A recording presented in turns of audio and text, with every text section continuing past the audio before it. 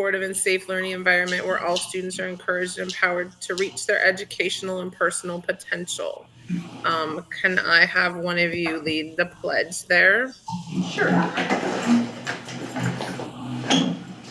pledge allegiance to the flag of the United States of America and to the republic for which it stands, one nation, under God, indivisible, with liberty and justice for all.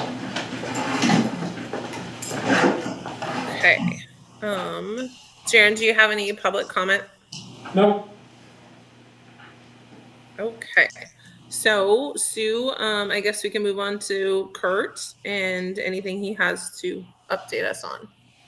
Yep, and then one question for Jaren.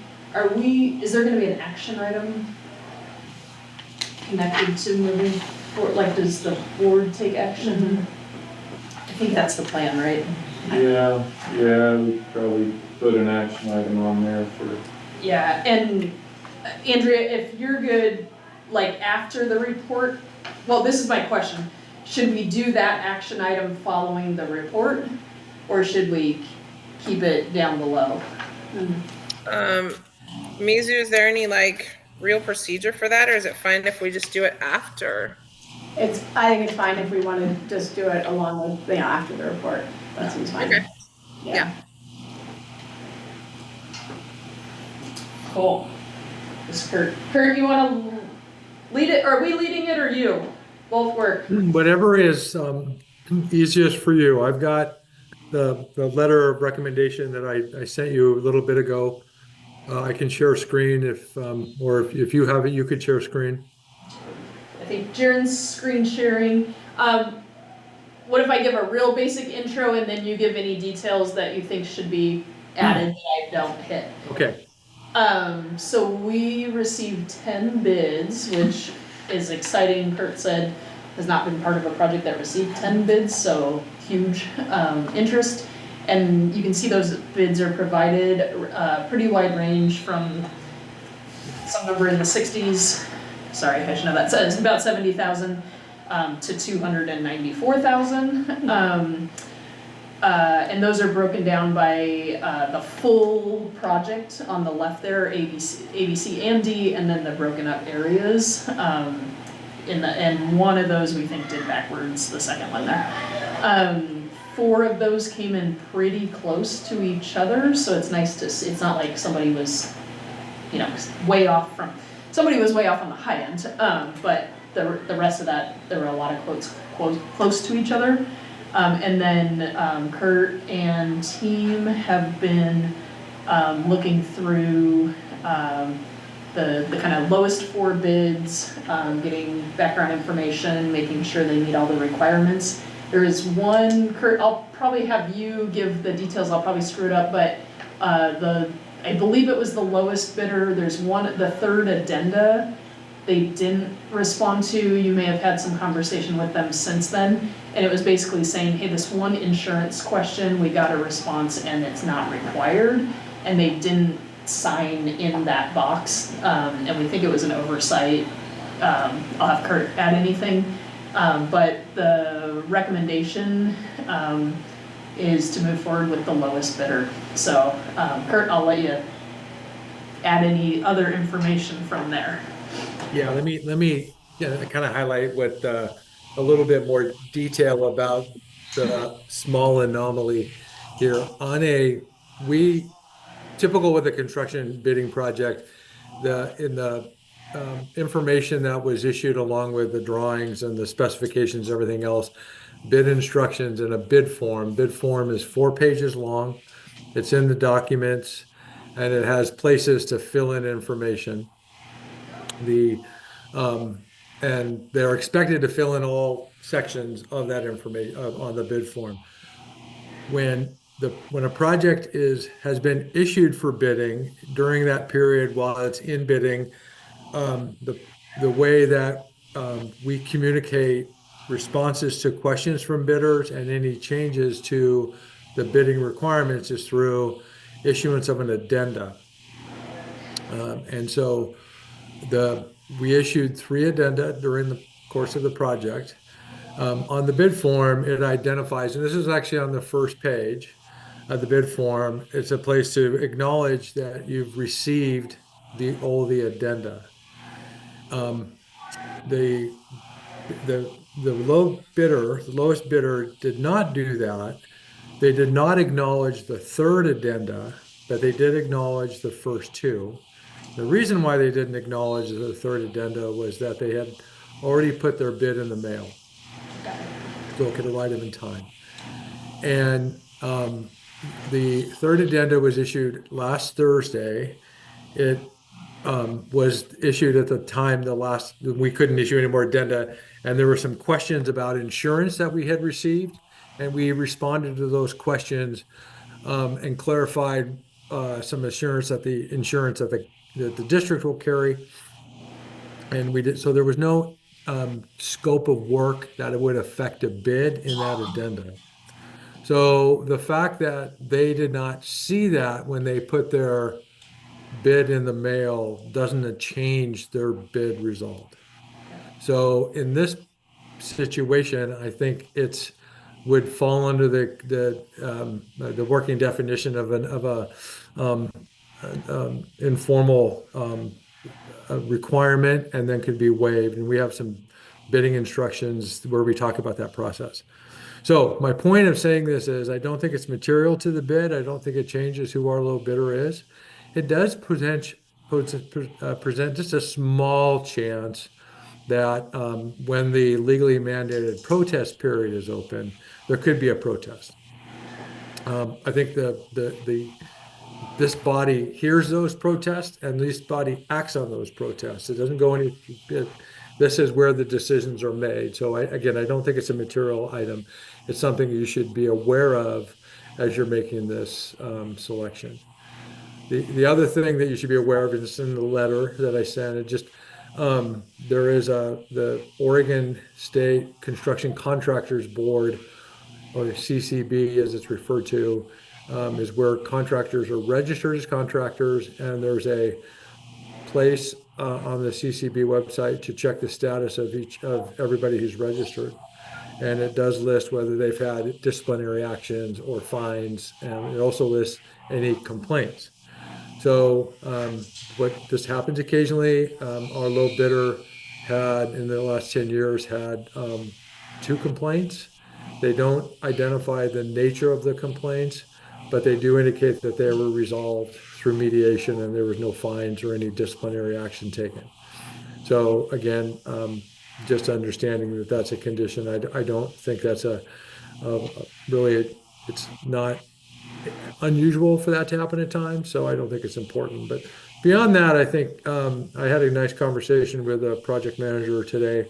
They are excited. They understand the requirements of the project, and they've got a good plan to implement the project. So I'm feel very comfortable recommending that we go forward.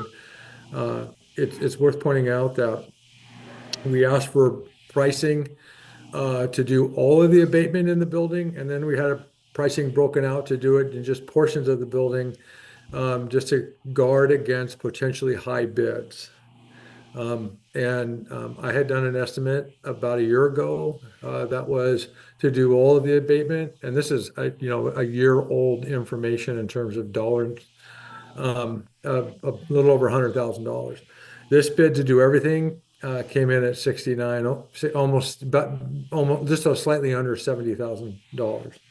There were 3 other bids that were right around or less than $100,000, and then 4 other bids that were just a little over $100,000. So I feel really comfortable with the bid results and what that portends. And I think that this tells me is we got a really good value on this bid, and this is an opportunity to get the asbestos out of the building that's on the floor level, and I think we ought to do that.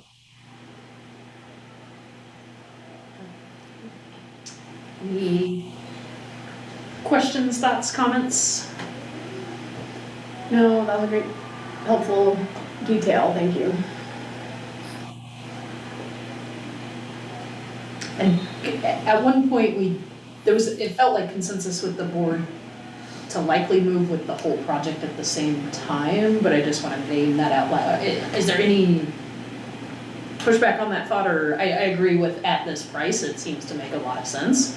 And we did, just to name, Kurt was out here on Thursday, and we walked the building with Sites the Watershed, including Mizu, and talked about timelines, and just to acknowledge, like, it's the whole bid, but it's still in pieces. It's not empty the whole building and start overnight. So even though it's moving forward with everything, it's in stages. Jerry, could you go to the third page, please?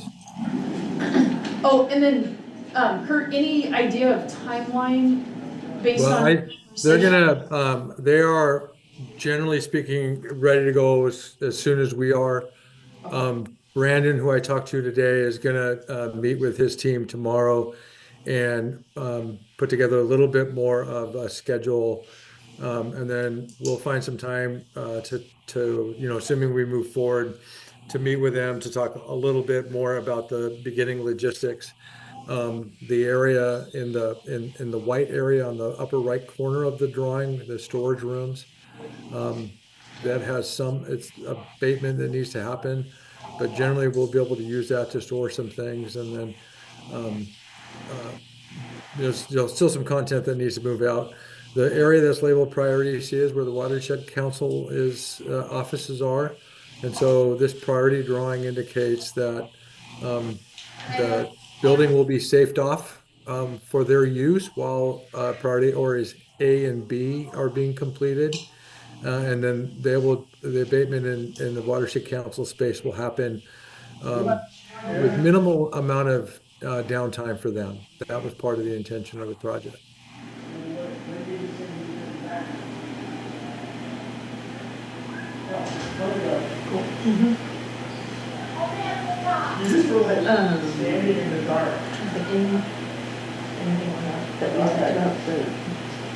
I can't think of anything else to add if nobody has questions or comments or, yeah. I had an opportunity to ask a bunch of questions last week, so I don't have any additional questions. I'm really excited that we received bids in our, within the estimate, and so, yeah. No questions, no more questions from me. And then, Annie, anything? So I think I'm trying to see it as well as I can on the screen. Remind me again, like, is the priority the reddish one? No, the greenish, I think. The green. And is that you, Mizu? No, we're the purple. Okay, you're the red, aren't you? No, we're purple. In the lower left. Yeah. Okay, now the building's making sense. Got it. Okay. I was trying to sit here and figure out which way it was going. Okay. Yeah, So I have to rant every time. are you second or third or fourth? Kurt, when does the white part with the roof in the storage, is that first? Well, that probably would be done first, or it would be done at the same time. First will either be that area or that area and the area A in green and priority B in the tan color. They can be done together. Okay. So that's the And so intent. Watershed is third or fourth? They would then be after Last. areas A and B are done. Yeah. Okay. And so that was the only thing I thought is Watershed fine, just when it comes along, right? Yeah. We would have other places maybe for you to. Yeah, we'll hope. Yeah, hopefully we'll maybe if other spots are done, I don't. We have talked about options to make it work with as little disruption as possible. We're excited about the work getting done, and we'll and it's good that it can be a little bit phased so that we do have some options for places potentially to even shift some stuff. So, but we had to wait to see, what we got in terms of a bid and in terms of the contractor's preferred schedule and stuff like that too. So, I think we can make a firmer plan now that we have all that. Okay, that was my biggest question, was just timing for you guys since you're the only occupants. Totally, yes, definitely something we've had some conversation about, and I'm looking forward to having more. But thanks for bringing it up. And related but not integral to the vote, like the presentation towards voting, so I'm trying to separate different things, but Kurt, we did get a chance to meet about ADA accessibility. It came up last meeting of, can we move forward on the kitchen? How much ADA compliance is required in spending those things? We had a great meeting, talked through the different routes towards that, and so asbestos is step one, but we do have next layers all moving at the same time to make sure we maximize existing grant money. So just to throw that into the mix. And I can answer questions on that later if there's anything specific.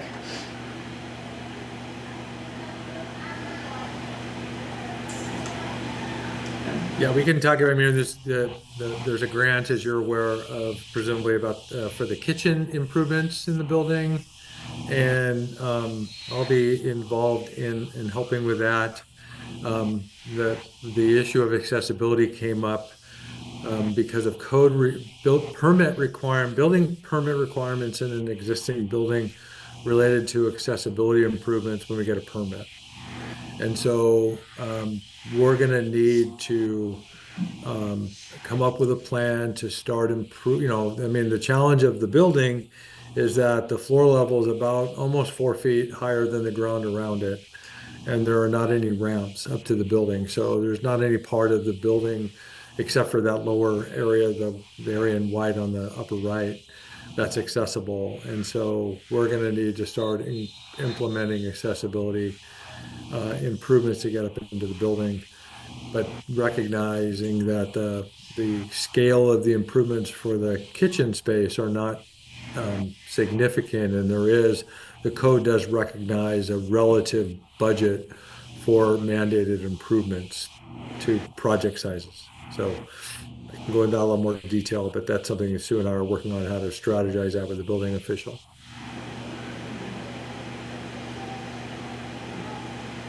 Okay, and I couldn't see I only saw that first page, and now we're on page 3. But as far as like what we're voting on, do I need to see something different? Page, The page, yeah, this is the page 2 is just a summary of all of the bid results. And it shows it's organized from lowest bid to highest bid at the bottom of the page. And so the recommendation is to proceed with Ray Construction at the base bid amount of $69,950. So this is just showing the information for the bid results. I will point out that the research that's been done over the last day since these bids were in was focused on the the 4 lowest bidders. There's time in doing that, and that was where the focus was. And we've got 4 good bids. Okay, that's what I was looking to see. Okay. And then the last page is just another floor plan that was done a year ago that has some of the cost estimate information on it. That was referenced in the letter.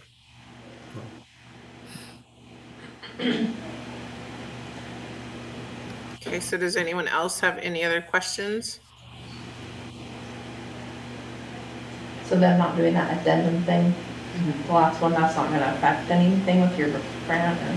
No, we don't, so it sounds like the only potential thing is that another company in the complaint process could say, wait, they didn't do that, but the fact that they stuck this in the mail before the addenda. Gotcha.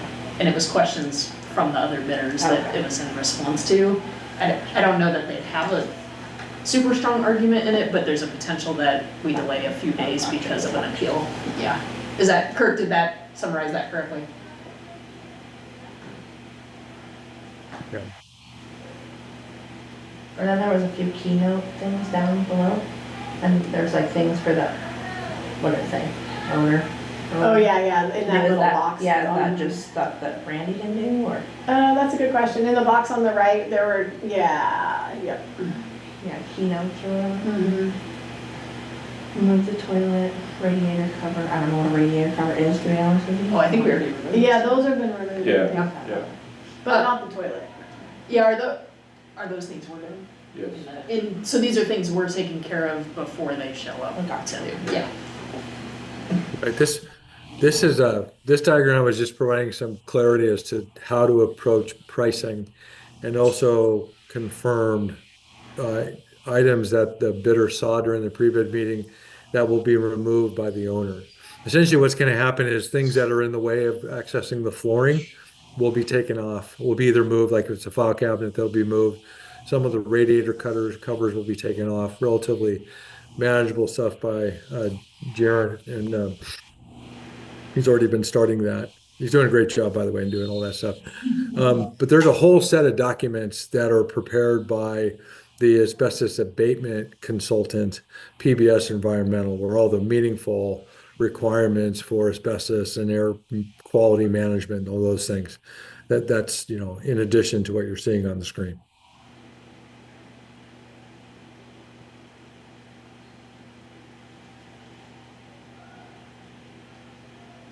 Okay, well, if no one has any other concerns or questions, then I would entertain a motion to, I'm not on the right page to know what I'm talking about, but, what was the one you said, Kurt, on the top there? Thank you. Except Ray. There it is. Way construction. Or Ray, what is it, Ray? I've been saying Ray and no one's corrected me, so. Okay. Yeah, I move that we accept the bid from Ray Construction for $69,950. Second. Okay, all those in favor? Mizu, Abby, and me. Yes. That's unanimous.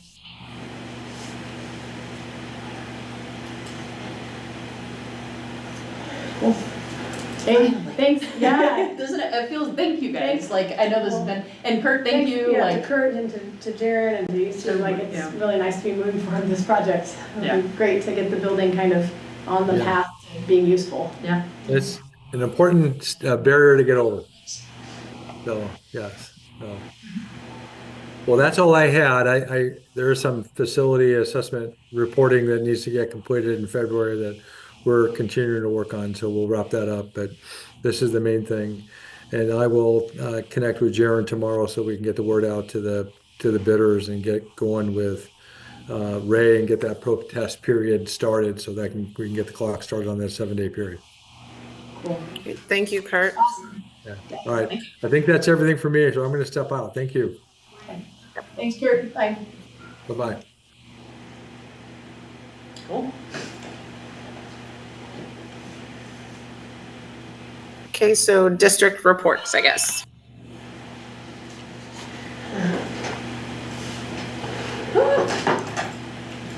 Well, no students. I left a note tonight, so there's a lot happening today, and we did not get a student here, and I left my list on Jaren's desk. Do you want to go get it?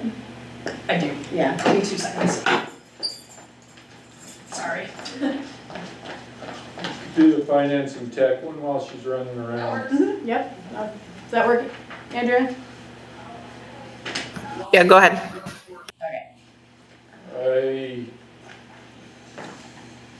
Let's see, dollars of note, 14,000 to Lane County basketball officials. $18,000 to audit. 19,000 to Whitebird Clinic, that's Hoots coming and doing the mental health, being there for that, paying that out of some grant. Mm-hmm. $3,000 for Lighthouse Electrical, that was probably doing the concession area, the additional, and then 5,500 PBS, that's related to this stuff that we were just talking about. 12 grand Boys and Girls Club, the after school program. Anything else? And that's Nevco Scoreboard Company, getting the new scoreboard, not new scoreboards, getting the new controller for the scoreboards up and running. Had to get some additional wireless controllers for it. And about $2,000 to renewable resource group, that's water testing. So Um, Not too much new. Business managers are talking about, the upcoming budget, starting to work on budget and wondering where things will land financially, and we'll wait and see where things land financially. A lot of people worried about cuts. We're in an all right position, I believe, right now, so. Maintenance and tech, I don't know, got rid of a bit of stuff over there at the middle school. Had, I don't know, 10, 15 families come in, got some elementary books, sewing machines, computers, foosball table. No one took the pool table. I put it up for auction. The lockers are up for auction. And something else up for auction too. I don't know what. Oh, a desk. We're working on taking the books to Goodwill when we can. There's just a lot of them. And Yeah, it's his favorite thing. and that's, yeah. Got any questions? So, yeah.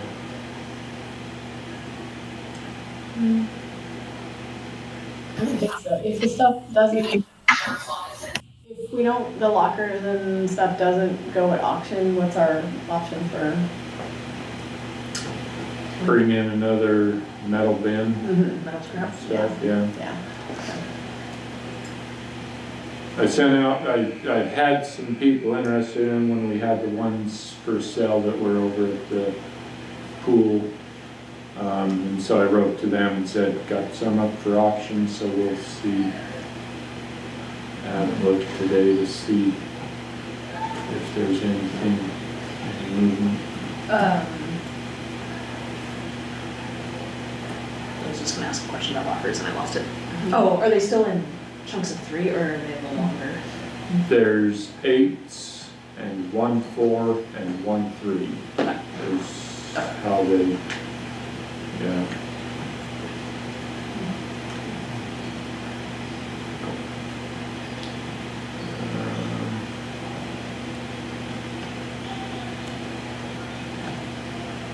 See if we got anything. No bids yet. Got 5 days left on the lockers and a couple days on the other, on the pool table and desk, so we'll see.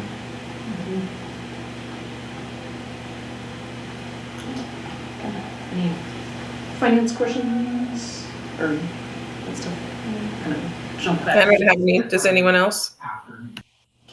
No, I mean, sort of, it's not on, it's not on here, I'll just ask about it.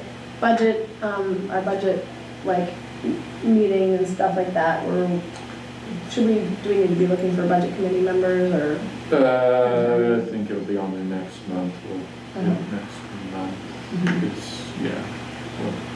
Okay, so we don't need to worry about, like, confirming with past No, not budget yet. committee members and stuff yet, okay.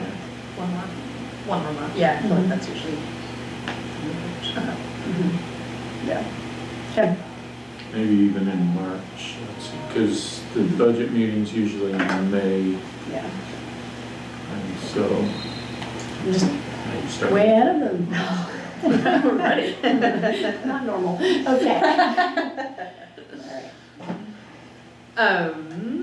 I'll jump in and then we might come back to, well, we'll include some on facilities and tech team. So, okay, so couple things, tribal shared history, I know we've talked a lot about.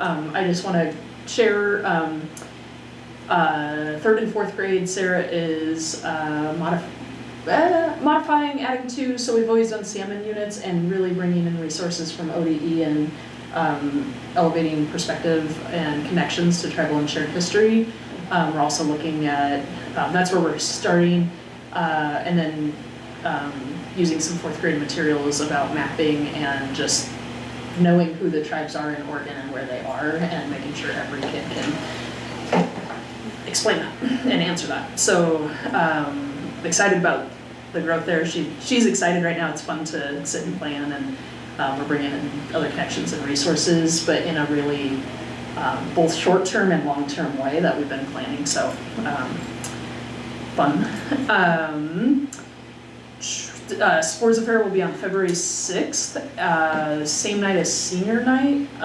We went, one year we did it in connection with an event, one year last year we did the mid-year one not connected to an event and just in the gym, and this year we're gonna go back to doing it alongside a well-attended event and some modifications, and anyway, we're excited for it, lots of prep in especially PBL classes today. I was popping into lots of spaces, and at the elementary there were some projects for sharing that are getting towards completion, and yeah, exciting time. To mark the calendars for that for both basketball and Sporza purposes. Staffing,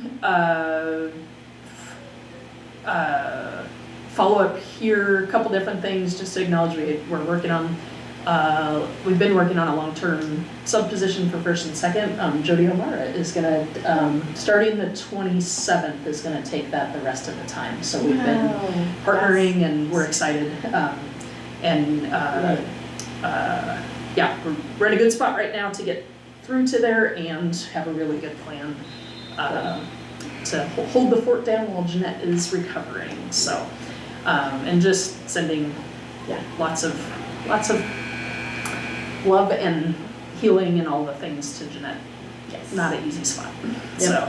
Me too, and I'm sure it'll be a relief to her to have her class a long-term, like a sub, a long-term sub in there, and an experienced one, so. Yeah, and actually who I know, it's so funny, you know, like we're not supposed to talk about personnel, but when it's positive, we do it, and I always wonder, are we supposed to do that? No, probably not. I just want to acknowledge the EA in that classroom is stepping up in phenomenal ways, and we're making sure there are some spots that are like report cards. We're in a funny spot right now, like how do you do them? And we are recognizing that and going to compensate the time and expertise of the person in that role. Okay. Was that a big enough way to not talk about personnel? That's awesome, yeah, So, that's great. yeah, just kicking butt and helping us out big time. Obviously we have other leaves, but we're in a good spot right now. Nobody else can go down. Just everybody knock on wood or whatever you do to make sure that doesn't happen. Following up our conversation last week, we did post the job description job posting for early intervention coordinator. That's up right now, and we plan on moving on that as fast as possible.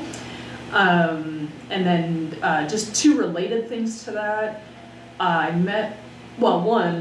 We just got some funding from United Way, sent the letter to accept that today, and continue to get interest and have people call up with like, hey, what are you up to? And so I feel really good about funding coming in pretty quickly. And then this morning or today, I met with Iris Bixler from 15th Night, who's supporting Medicaid funding for traditional healthcare workers, which is the umbrella of like community health workers, peer support, family support specialists, and there is quite a bit of funding available to us short and long term for getting our staff who serves those roles.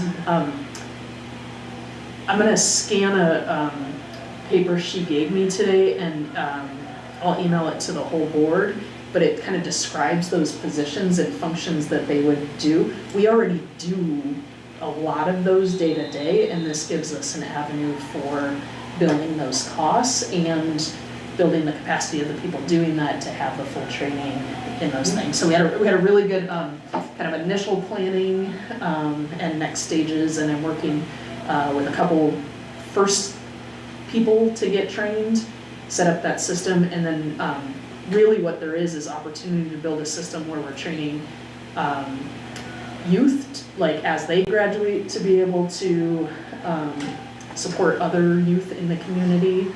And youth is from 18 to 35, or 32. So when I say youth, it's training our youth and any other youth in the community, and family members, community members, to build that capacity. And I've been in a lot of meetings where in rural spaces we don't always have sustained licensed people, and really building our own network and pipeline and paying for the work we already do to support each other is really what we're talking about here. So I'm really excited for it, both to sustain this model and to build more capacity for the whole community. I said both of those. I said staffing.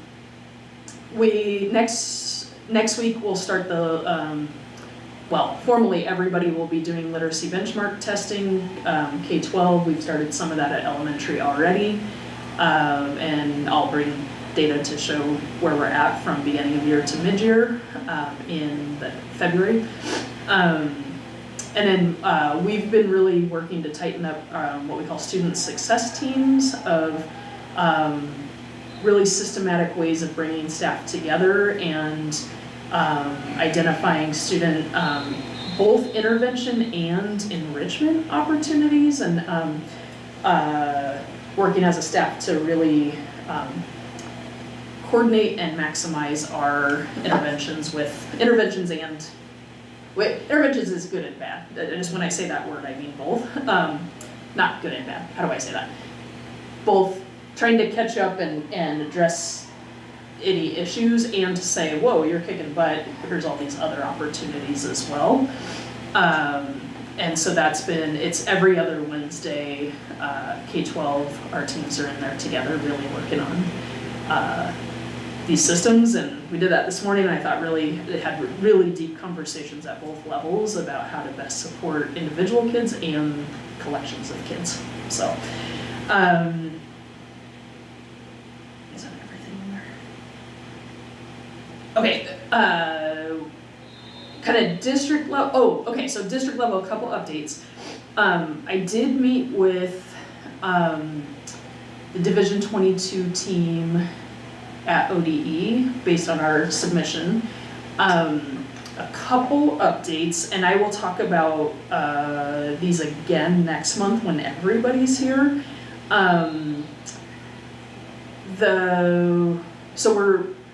We did a slight modification to our instructional materials plan, and just to, I guess I marked in the Division 22 report that we were in compliance, because I thought having that plan made us in compliance. And so just full transparency, we're still working towards being on track for that plan. And I said, do I need to redo anything? And they said, just publicly say that. So it said I wasn't lying. I thought that plan put us in compliance. So.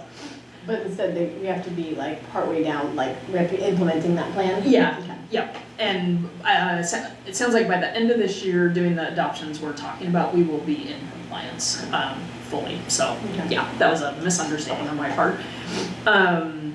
So the other two pieces are, that I reported on and told you we're working towards, are the drug and alcohol prevention and human sexuality education plan.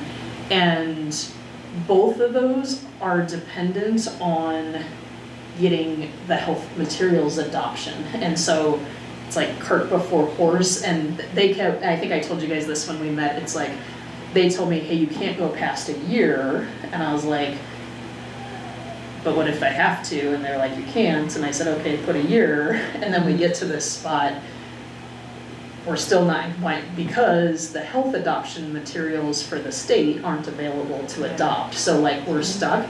So I got on the call, they understand that.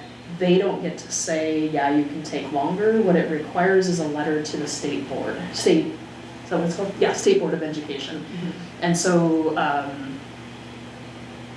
Susan Payne is working with me, sending me the requirements for that. That meeting's, I think, in 3 weeks or a month.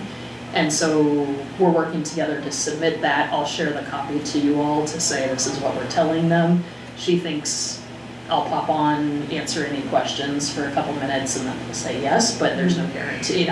there's a chance that they say no, and I don't know what happens. Yeah, then. and So like, what's we'll the- find out. Yeah. So, and basically she asked me like, are you sure that you'll be like done by fall? And I said, yeah, like we're in the materials are available now, so we're working through that process, and that's gonna inform the rest of it. And she's like, yeah, just send this letter, it'll make sense. And anyway, so that's where we're at. Trying to think if there's anything else connected to those two. I think that's, sorry, let me catch up on that phone call. Yes, that's true. Okay. And then the last piece was the state assessment opt-in versus opt-out. What I learned, when we submit and we say we're out of compliance and this is what we're doing, last year they didn't say a word to me about it, and I was like, apparently the phone calls to every family work. So we continued doing that and wrote, that's what we're doing. And this year they came and said, hey, you get 1 year to be out of compliance and fix it. And when you do that the second year, now you're out of compliance and we have to do something. I said, okay, good to know. There were a couple things. It's the use of, like, we're not using the opt-out form and keeping that on record for 3 years because we're opt-in. Having an opt-out form is weird, but we're calling families and hearing yes or no. So my question was, so if we fill out the opt-out form when they say no, does that meet? Right. And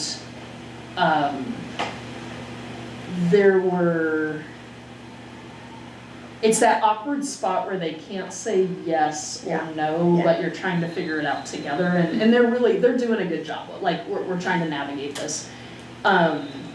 They did share, and I think this is public knowledge, I don't think nobody wants to hide anything on this, right? That they're working with DOJ and their own manuals to see if everything would hold up to say, hey Mapleton, you're out of compliance and we have to take action. So they do have legal people looking at their own things to see that everything stands up or not. And they said, are you gonna tell me updates on that process as it goes? Yes, absolutely. So there's an open communication on it. There's the potential of action to stop school funds, those kind of things. And right now, it's kind of like we're in a spot that I think we just keep communicating, but know that it's a possibility. And one of the questions they asked is, okay, so the calling, and if you do the opt-in and whatever form, is there a chance of that policy changing? And I said, I don't know. Like, that's a board decision. Those are those conversations. Right now, we're reading, or personally, I spoke for myself, I'm reading that parent piece as we can't decide for families, and therefore we're asking every family to make that decision. Like, I'm interpreting that we're actually going to the intent of that law and doing it correctly. If it's about filling out a form, I have no problem filling out a second form. So, we also get,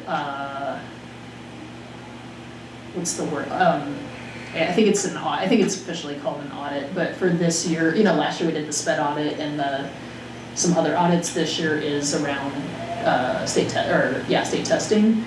And so it's like most of the districts in our county are up for it this year, and we'll go through that process and kind of see what plays out there too. So I want to put it on everybody's radar, know that this is a thing right now, and I'll keep sharing information as we move through it.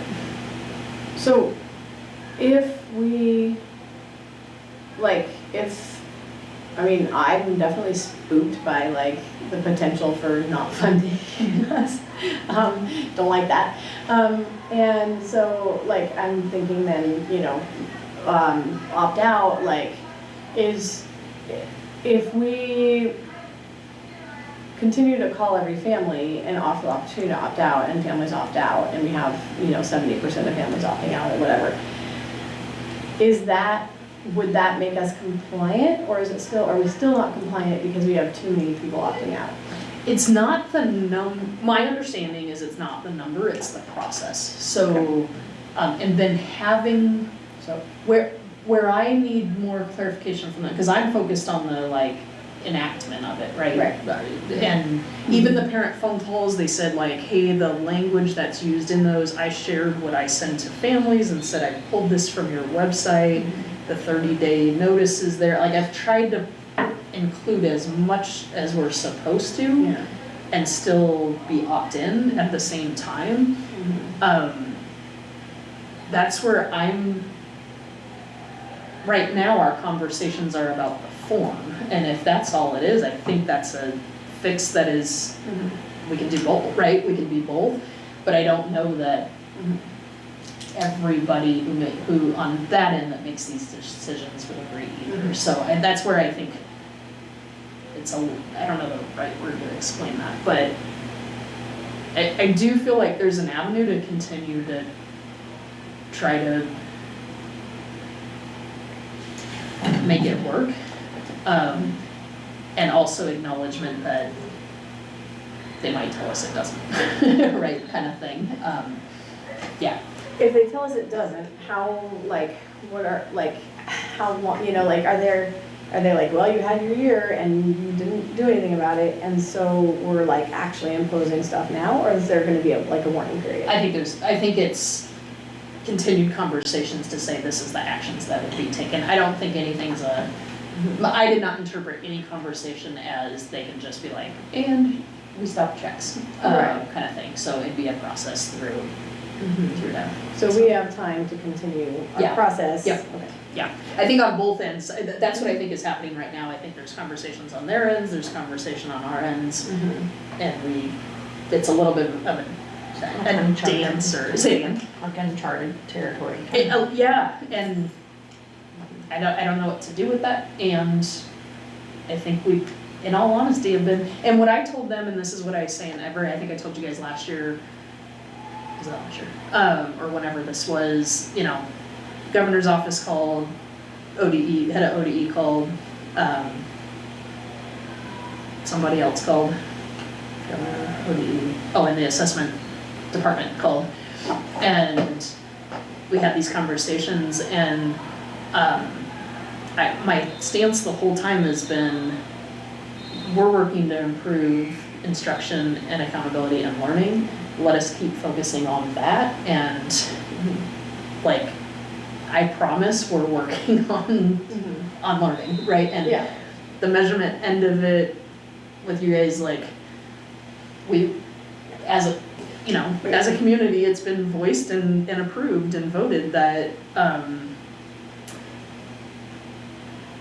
accountability and demonstration of learning can happen in multiple ways, and that we're placing our value on one versus the other. And so, come out and take a look and let, formative assessment matters a lot, and that's where we're putting our, as an administrator and program, that's where we're putting our focus. So, and to nobody's fault, there's rules and systems and connected monies and expectations, and we're all figuring this out together. So, yeah. So I'll keep you posted. That meeting was on Friday, so literally Friday at 4, so 3. So that's what we've been doing. So, any other questions on that part? I have one other thing. Not as big. Right. No, but I definitely want to make sure that we're not just kind of letting those conversations happen with them and they come to some conclusion without us. So I think we definitely prioritize continuing, communication with them. Yeah, and Andrea, I can include that in reports, but we probably should make that a discussion item for next couple ongoing meetings, just to make sure. I agree. Yeah. In relation to these, but I just want to name so there's movement happening on the health, science, and math adoptions, and then because of the health materials becoming available, now there's the ability, not even capacity, but like we have the materials now to have real conversations about the drug and alcohol prevention and human sexuality education plans. And so in February, I'll bring a proposal for outlines of those approaches, committee meetings, those types of things, and kind of iron those details out so that we can launch those in the spring and be working through that spring. I would say spring and summer with the goal of having that done 100% before school starts in the fall. So Yeah, and in time for, because it would be then, the idea would be adopted, and then teachers would have to have time to plan. And know what exactly. To plan their lessons and stuff. Yep. So. And just to share, Lane ESD on the 6th hosted a health, forget what the overall, anyway, a health curriculum day, bless you. And Vanessa was able to attend that. All the ODE approved curriculum with it, which aren't a ton of them, but they were there. We had a chance to look through. We being Vanessa on that day, unfortunately I couldn't miss the first day back. But I've also met with ESD staff separate from that day and started some process. We just got in the mail today some materials for piloting and sharing with communities, those types of things. What I did want to share connected to that is so ODE at 6th and 7th grade. Oh, I forget the name of this every time. Give me one second. My Future, My Choice is state developed and ongoing supported with training and materials, all the things, and regular revisions like year to year. Human sexuality growth and development curriculum for 6th and 7th grade, and then the 8th grade curriculum just came available this year. In the next, sounded like month, they're also developing K-5 materials, and so that was one of the other reasons for not moving on the human sexuality education plan without seeing what the state provided materials are, so that we can have those for everybody to look at that, and curricular resources and other things to create that plan. So, and then a little bit later timeline, but this spring, they're also releasing drug and alcohol prevention resources in the same way, so that there's state-supported materials versus curricular, like online or textbook materials. So we'll have all of those as we talk through. We'll have all of the human sexuality education ones. I'm not sure. The drug and alcohol prevention is coming a little behind schedule for the adoption process, so we'll be kind of navigating in and out of using those.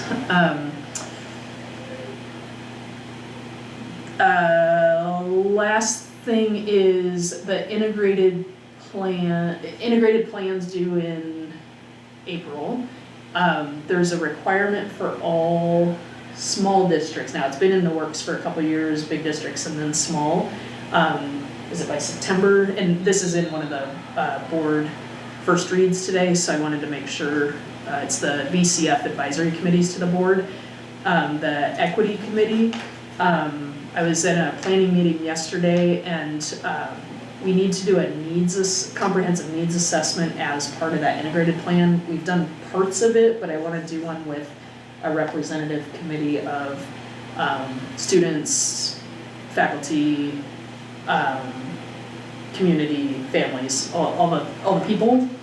And we talked about having that as a launch with the equity committee as well, and including board members and or board representatives. I have to be a little careful with how many can be in that meeting, but launching that together with that comprehensive needs assessment to start those conversations about equity. So that will happen in February. I forget I think it's toward the end of February, so stay tuned for that date. That's a lot, but those are all my things. Yeah, good things for us to know.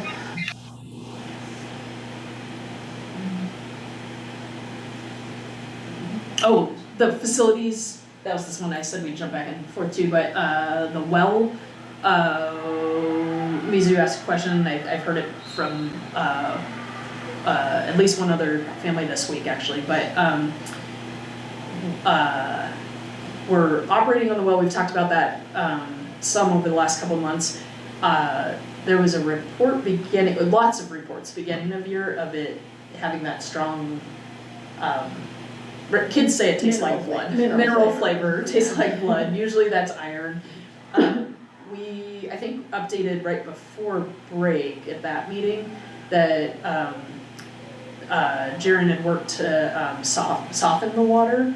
We're still getting reports of that over at elementary. It was quiet for a while. We actually thought, like, we're not getting any more reports at work, and we just weren't hearing it, unfortunately. Yeah. So Because it's been, yeah, like, I mean. it never got better. Yeah, and we just, for some reason, the taste over there wasn't making it to us, and we thought no news was good news. So we met today after you reached out, and we've passed all the testing has come back good. Healthy. Well, healthy. There we go. But we called today and we're like, because you treated at the what word would you use there? Yeah, talk about it. So, We're trying to figure out why it worked over here and not over Yes. there. There's not a good explanation. because I mean, so the well pumps water to the softener, and then from there it goes out to the buildings. And so, unless there's old piping somewhere over there that's contaminating it, it ought to be the same as over here. And so I'm gonna go and take a look. I know when I was doing the facilities assessment with the state, we got down under the multi-purpose room and stuff down under there. There is a bit of water underneath the building, so and I just remembered that when we were talking about it, and so wanted to go and take a look down under there and see what is going on and see, because I don't know what all piping they updated in the bond and stuff, particularly there in the, I mean, I think the wings all have updated piping. I don't know about the district office, what used to be district office, the elementary office area and stuff. But yeah, so I might go and take a look around a little bit more, and we might just do some, you know, my copper and lead tests have been from all buildings and they're fine. But I might run some iron tests at a few places and see what the iron tests come back at, see what we're reading, so. Yeah. Yeah, I don't know why it would be behaving differently, but I mean, like, it's not just kids telling me like, I can taste it. That's what we talked about. Yeah. So, and it isn't, it's not appetizing, so I can see, especially elementary kids, just to say, I'm not gonna drink any water, and then that's not great for them, so, yeah. And we had talked about, on this side with kids, we had talked about that a lot, and Yeah. then, like, it was like, hey, we treated it, and Right. literally not a word, I mean, it was like, yeah, it's good, you know, either, I mean, they're not great about, water tastes great now, Right. thank you, but Yeah. the couple of people we checked in with that had brought it to us were like, it's good. So, and then just for whatever reason, and part of it, we don't practice over there during the fall, well, Yeah, volleyball does, volleyball yeah, I does. don't know why, anyway, it just didn't make it all the way to us, so. And it may be that it's okay in places, like I'm only operating on, for myself, tasting it in a multi-purpose room, but I think, you know, kids were reporting it like it was a general problem. Yeah. So, I'm not sure. Yeah, so we're on it. We talked to the lab today, asked any explanation. They didn't have a great explanation, but they gave us a couple ideas for how to explore it. Mhm. And then we're we'll keep going until we, I mean, it seems to me that something is adding to the water from there to there, so, but. Yeah, I mean, if it's really, like different water, that's like different, it's got different, actually different dissolved in the stuff, it's different like pH, it's all different things, it could be reacting differently and, pulling like iron, if there's iron buildup somewhere, it could be like. That's what we think it is. Something like that, but it'll be good to investigate. So. And like, I guess in the meantime, if we have trouble fixing it or something, I think it would be good to try and offer water that is, I'm not sure how, what the right plan for that is, but we want, I want kids to not have to think about like, how thirsty am I? Am I really thirsty enough, Yeah, because I totally am not worried about health. I think that, we're testing for anything that would cause any trouble, but the flavor of the taste is important to kids. And staying hydrated is Yeah. an hour's toilet. Yeah, right? Healthy, fine, we just cleaned it. So, stay tuned, we'll keep you posted what we find and, I mean, thought we got out of the water distribution business, but turns out we know how to do this. So, we'll look at that, so. Okay, so I think we move on to consent agenda, right? Yep. And everyone's went over the payroll, check register, accounts payable, and prior month's minutes. Yep. So I'll entertain a motion to approve those. What is it? Yeah, I'm sure. I move we approve. Sure. Second we approve. Yeah. Move to approve. All those in favor, you can just raise your hands. Yep. There's all of us. And then action items. And yeah, did you guys do the surplus property one last month? Did I just not take it off? We've done surplus property ones. I was assuming since it was still on here that it was new equipment or like a new area or something like that, but. Yeah, so you guys approved it last month and it just couldn't get. Well, the only thing I don't remember is that, I'm looking at that. Yeah, we did. we did, okay, Yep. because you weren't here, I didn't know if there were questions that remained on it, but we approved it, We okay. approved it, We did. unanimous approval. Cool, Yep. thanks. So- That was where we were supposed to write, asbestos. Right. We did that part. Yes. Okay. Okay, so we really didn't need to do the surplus property, right? Correct. Yeah, it's like it's a duplicate from last. It was 8.1 last month, and we approved Okay. it. So we can move on to policy second reads. Yes. I'm sure, there were a couple things that came up in this one. So these were, Jared's once on it. again, mostly the financial things we had. So the ones that I sent out were just the original PDF ones. I hadn't converted them to Word and done stuff to them yet. So on that DB, I replaced superintendent with business manager in there and, did the things that it mentions on here. The ones you guys had questions about was, I think TFEA, the free admissions. Let's see, DFE here. That's that you'll.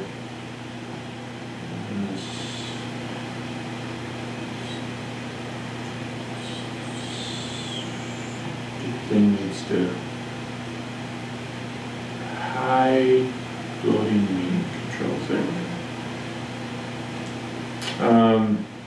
Maybe it wasn't since I don't have Yeah. DB.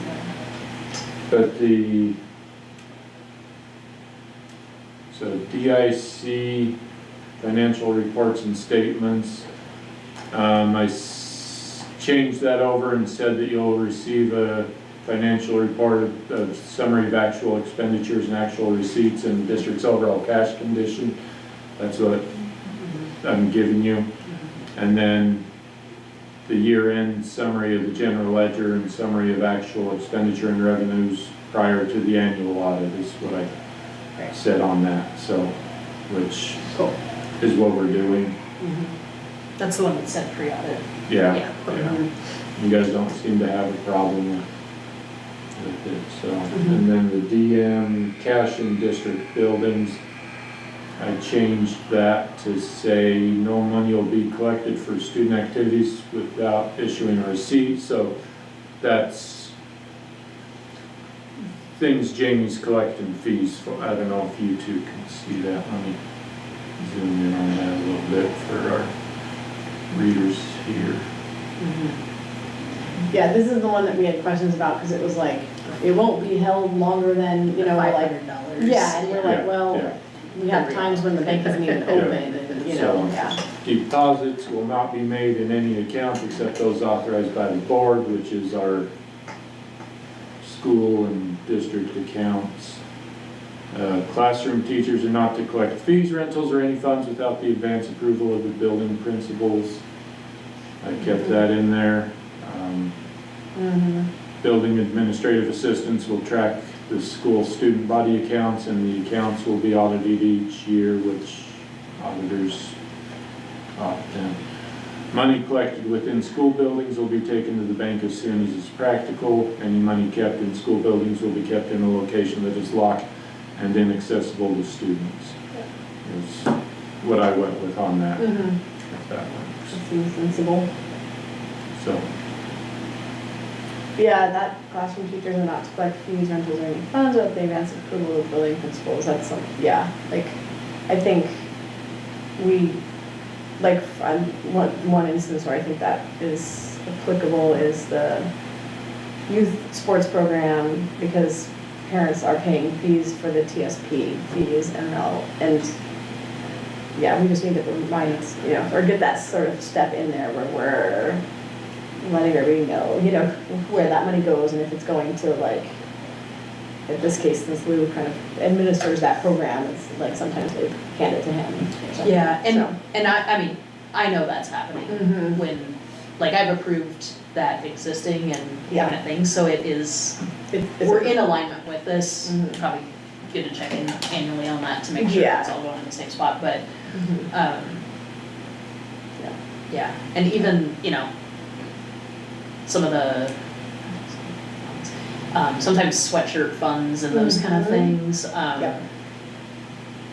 I don't get in the details of, or collecting on this date and doing it here, but generally I know there's a sweatshirt collection each, or we're doing bags this year, we're doing this, you know, so it's kind of quick approval, we're not spending a lot of time on that, but if there's anything I don't know about, I don't know about it. Right. So, Well, maybe it's but I just think a reminder, to like coaches everybody. meetings Yeah, and exactly. like the stat beginning of the year or something, Yeah. like. And we if do- We're gonna do any.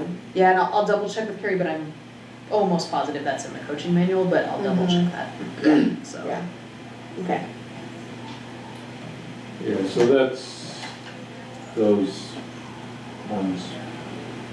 Okay. I will say also in most of the, sometimes it goes through the teacher, but a lot of times It goes we to set it up to go to Jamie, Yeah. which is the ideal Yeah. way anyway, so, Yeah. yeah. Yep. Okay, so those are second reads. So we wanna approve them if we can. Okay, thank you, because sometimes people, like, certain words will cut out, so I think I know where we're at, and then I might not. Oh, totally. Is it because we're not talking loud enough, or when that happens? No, not always. I don't know. It just kind of seems weirdly sporadic, or maybe people like tone their voice down a little bit in their sentences and come back up, and so I don't always hear every word. So it's fine. I'm tracking well, so I can entertain a motion to approve the policy second reads. Correct, Mizu? I believe so. Okay.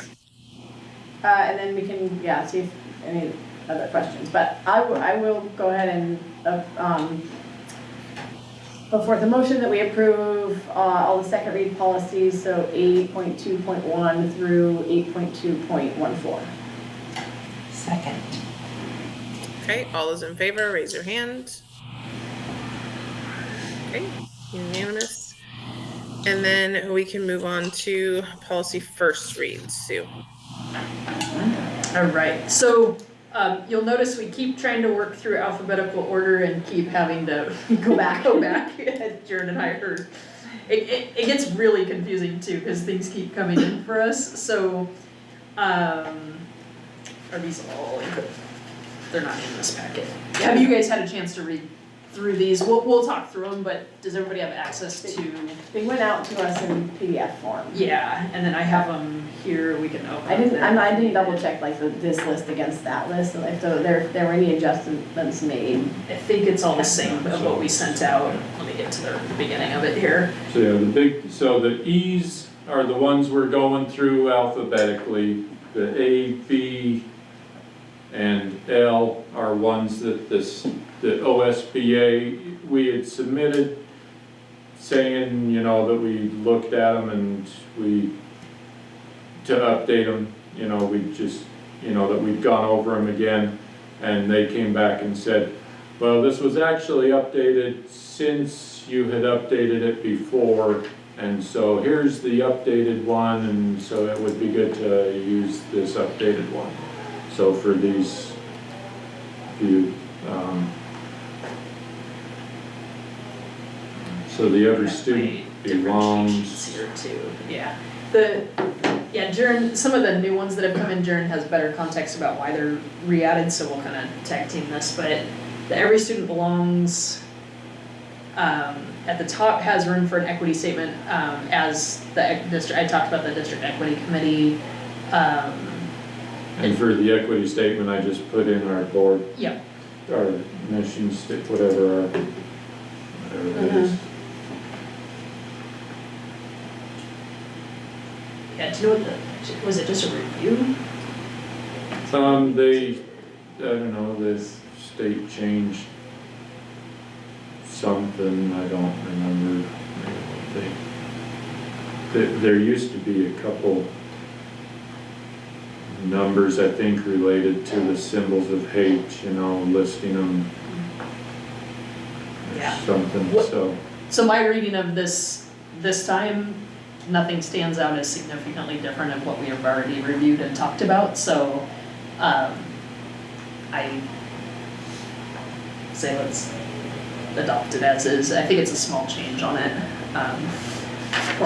And also, I feel like every list they talk about making sure you review this annually, so some of it was a wonder of like, are they just making sure we review it? But I didn't see changes in it. Probably some small legal OS. Yeah, it could, sometimes it's So, the footnotes in at the the- in- bottom yeah, in the of OS. what's, yeah, I couldn't find in my read of it of what's changing, so.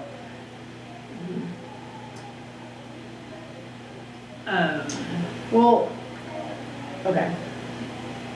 I could, let's see, Yeah, it's. I could bring up the AC, what we have on our site. That's what I'm thinking, if we can just like look at the one we have and look at this one, then we'll, I don't know. I think I actually did that too, let's see.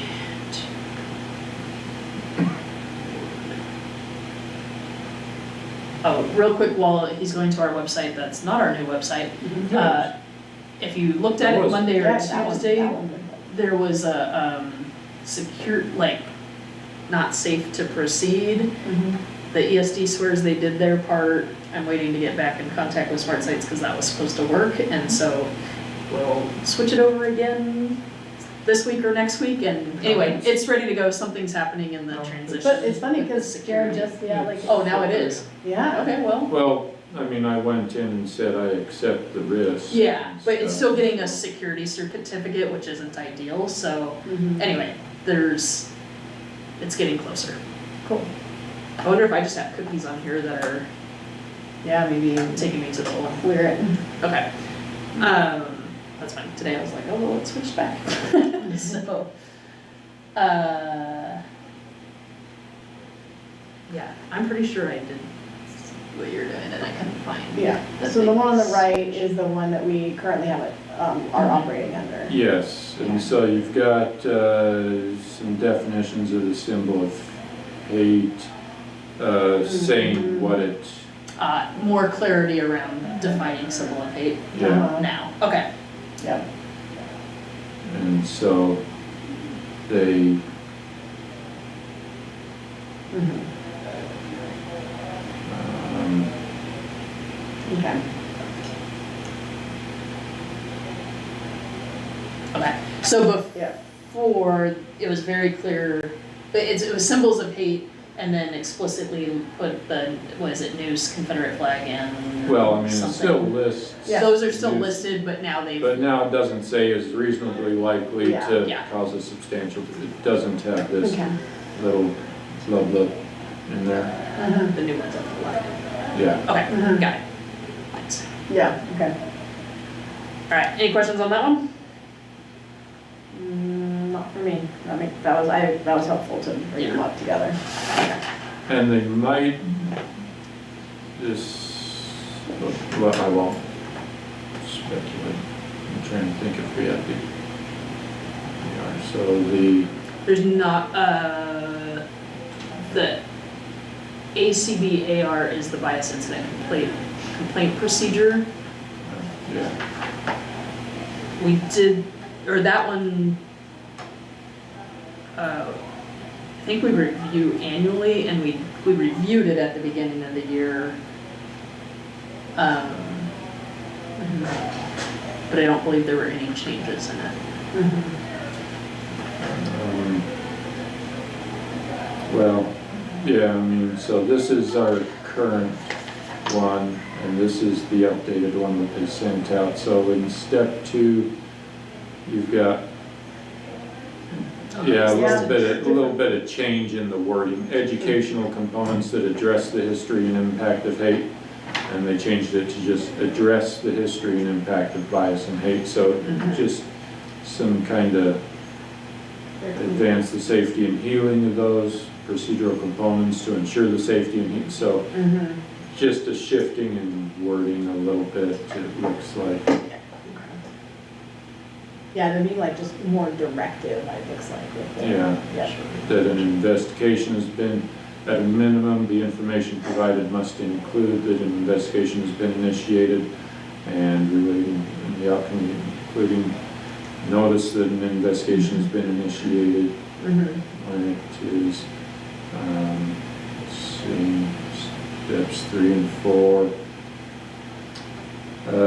Those look pretty similar in paragraph sizes and what's going on. Step 4 looks pretty similar there. Complaints can skip. It's the same, yeah. And then ends there and ends there. So yeah, it just looks like mainly just shifting a little bit of, you know, wordsmithing it a little bit on these bullet points.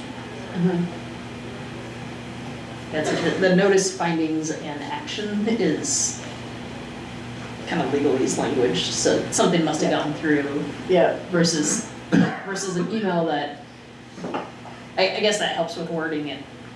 Yeah. Like, we should use the words notice, findings, and action in any updates there, so, okay. So that's that one, and then BCF, advisory It's the committees advisory to the committee. board. This is the one that requiring a equity committee.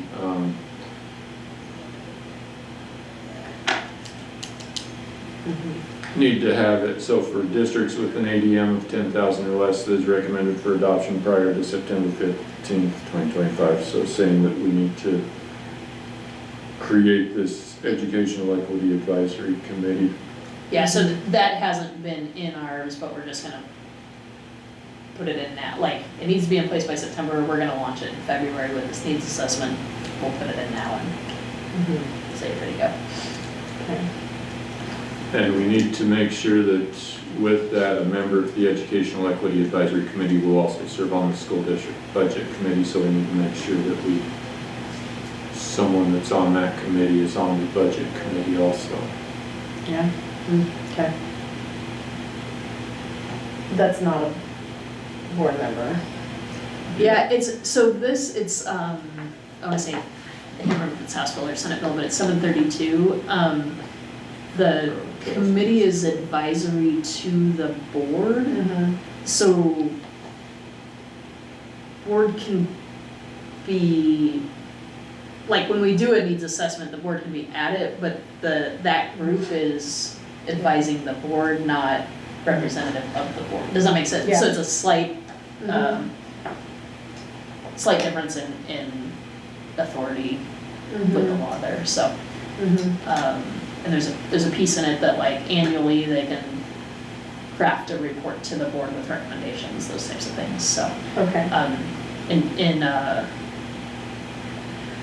In February, we'll, kind of outline, like, who do we invite, and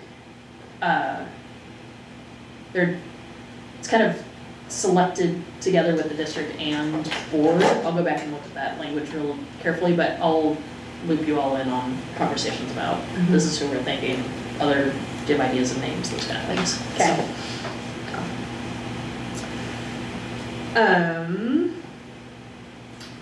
BDBDA. Board meetings, I looked through the,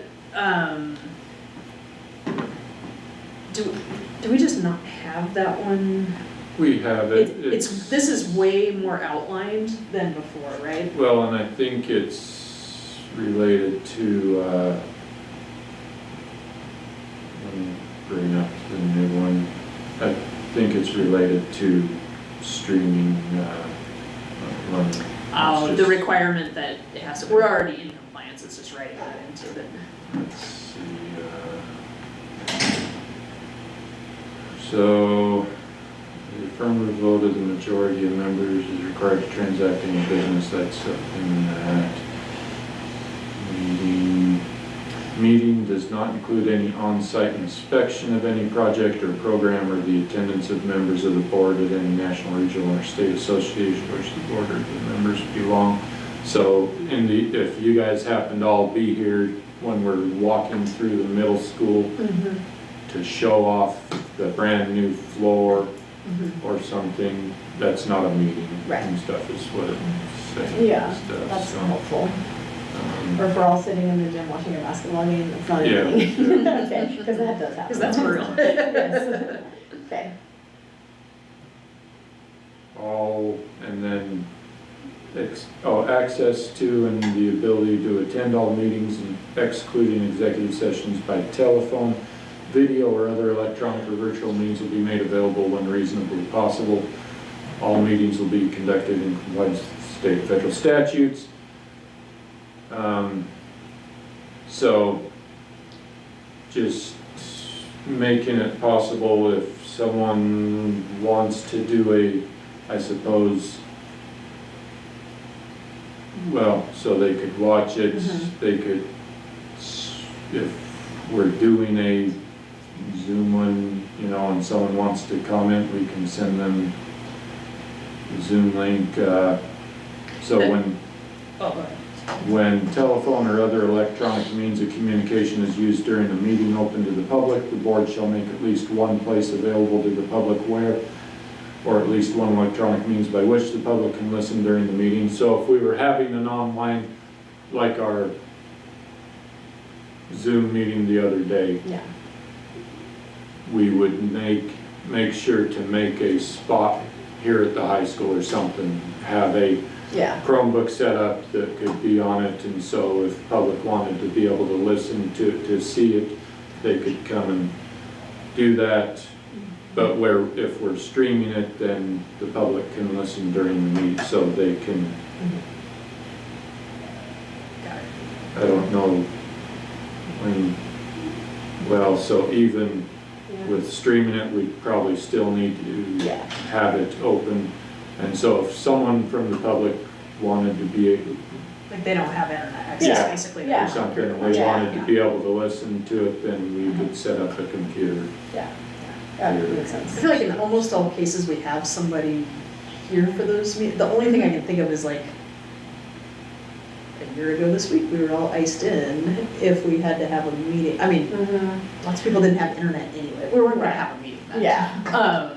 But anyway, I think we can accommodate this in most cases. If ever the reason for the meeting was that nobody was gonna be on campus, Yeah. we'd figure something. Yeah. I was reading in that one that, like, you can't have any board meetings that conduct any business that is, where we're physically outside of the school district's boundaries.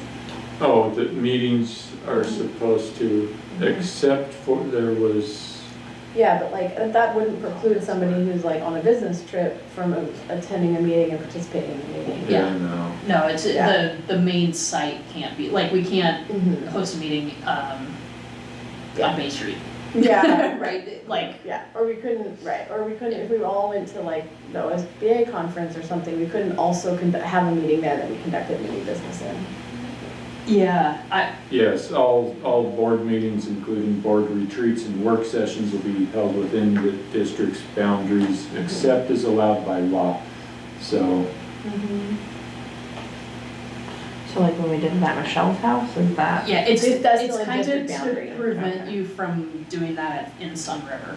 so, Yeah. Right, and saying we're gonna be over there and not accessible and Gotcha. yeah. those kind of So things. training sessions may be held outside the jurisdiction if no deliberations toward a decision are involved. So if you're not gonna be talking about some action and stuff, if you're going to a training meeting or attending something, then, you know, so that's an acceptable item.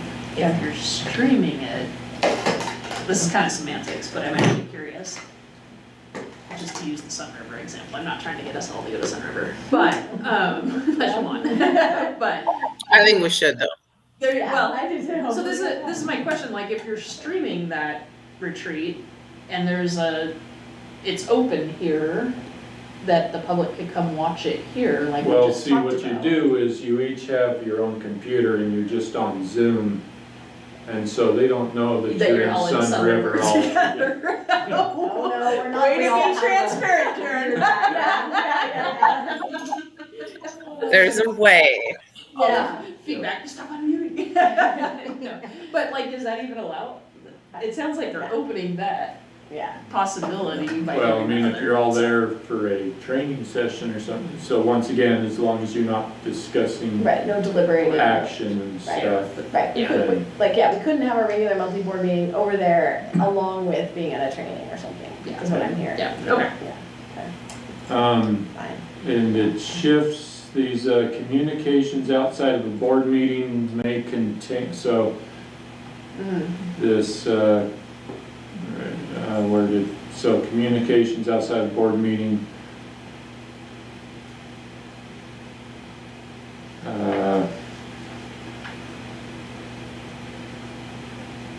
So you should be doing factual or educate, so communications between board members should be just giving information, not,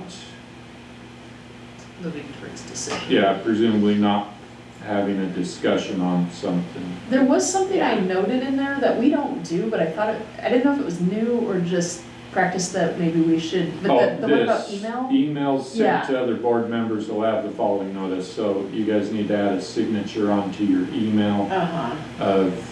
that will have this on there, on your school emails, saying, Okay, please don't reply or forward this, blah, blah. okay. Yeah, so let's, I'll do we wanna send that to the Send board, that just to to, and then you if guys, people yeah. can add that, so then any communication you send Yeah. to each other or about board, responses, it's like, hey, we're following this rule. So, Right. yeah, that was definitely new. Okay, but I'm seeing like it's still okay to do all board communication for scheduling. That's like the Yeah. one that you often, need. Yeah. And so, Yeah.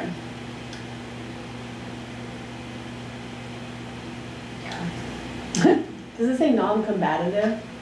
Non-substantive. Oh, no, non-substantive, okay, cool. I'm like, I was like, scheduling First, I was can, like, scheduling can get kind of combative, so I'm like, put the boots to them, you know? yeah, I just, that's my bad eyesight.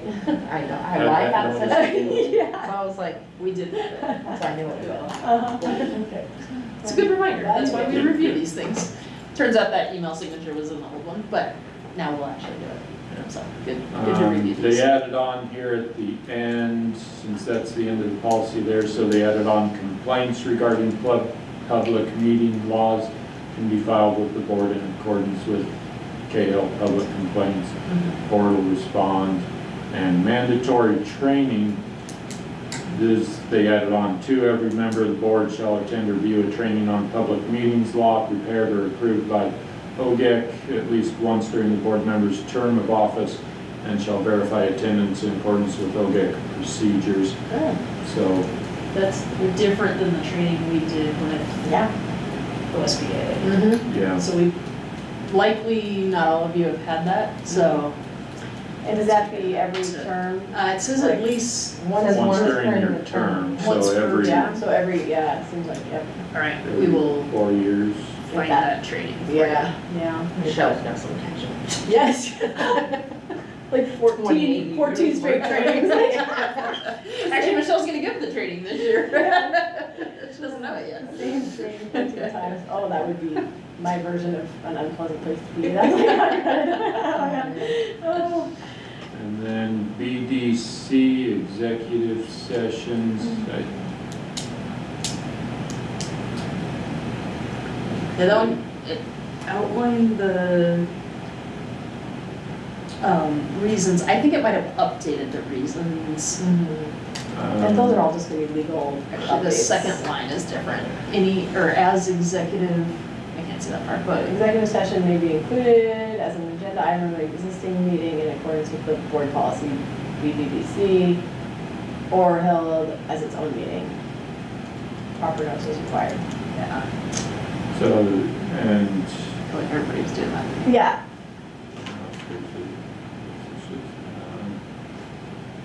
And yeah, it's got this, if open session is held prior to the executive session, the presiding officer will announce the executive session by identifying Which we do, that's- we already do Yeah, I feel that. like Yeah. all those things we do. Yep. And then you've got your The reasons. reasons. Yeah, so that there's only two more goes to reasons, 10, yeah. To review the expulsion, well, those, that's Yeah, up I'm not sure there. what the ones are. Let's see, so glance through these. So 1, consider employment. 2, consider dismissal, yeah. 3, conduct deliberations, yeah. 4, conduct deliberations. Designated by the, yeah. 5, information exempt. 6, consult with counsel. 7, review and evaluate employment. Yep. Performance. 8, consider matters relating to school safety. 9, review the expulsion. So that got shifted. So to consider matters relating to the safety of the governing body and of Oh. public body staff and volunteers in the security of public body facilities and meeting spaces. So that's what So- board disruptions Yeah. that in makes previous sense. year, like, Yeah. And it makes sense that you allow that in executive session because you wouldn't wanna yeah. necessarily have all that information. And then to consider matters relating to cybersecurity infrastructure and responses to cybersecurity threats. So those are the 2 that they added in. Okay. So safety measures. And then the rest of that looks, the content discussing is confidential except as provided by law. Board members and the media are instructed not to disclose information obtained in executive session except when specifically authorized to do so or as required by law. So they added that in their little too. So. And then LBE is the other one because we updated LBEAR, the public charter schools, and they said maybe check LBE, make sure that it's good still. We delete it? No. Must have been an email or something.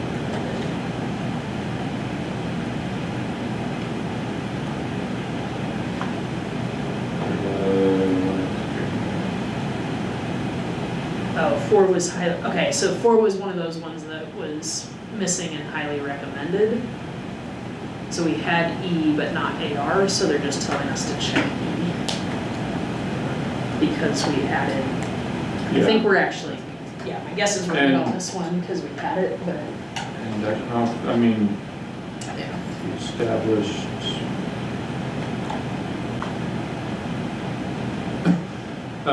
This one has some language that I wanted to see what you guys wanted to do. So public charter school students may, I don't know, let me bring this one full screen, zoom in here.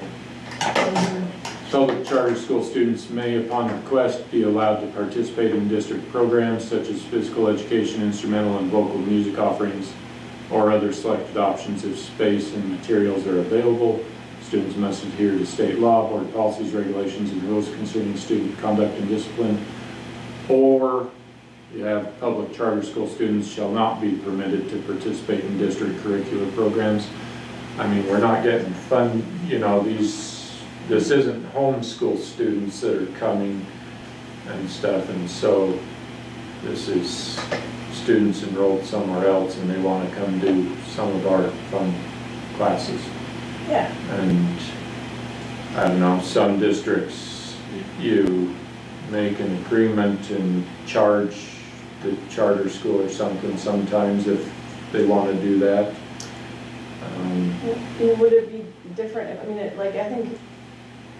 I think we should, I don't want to be as restrictive as that second clause, but also, like, maybe want to indicate if those kids reside in a district, you know, but our students at a public charter school, or something like that, then they can participate in all of the things. But if they're out of district, they'd have to apply or something like that if there's space, I don't know.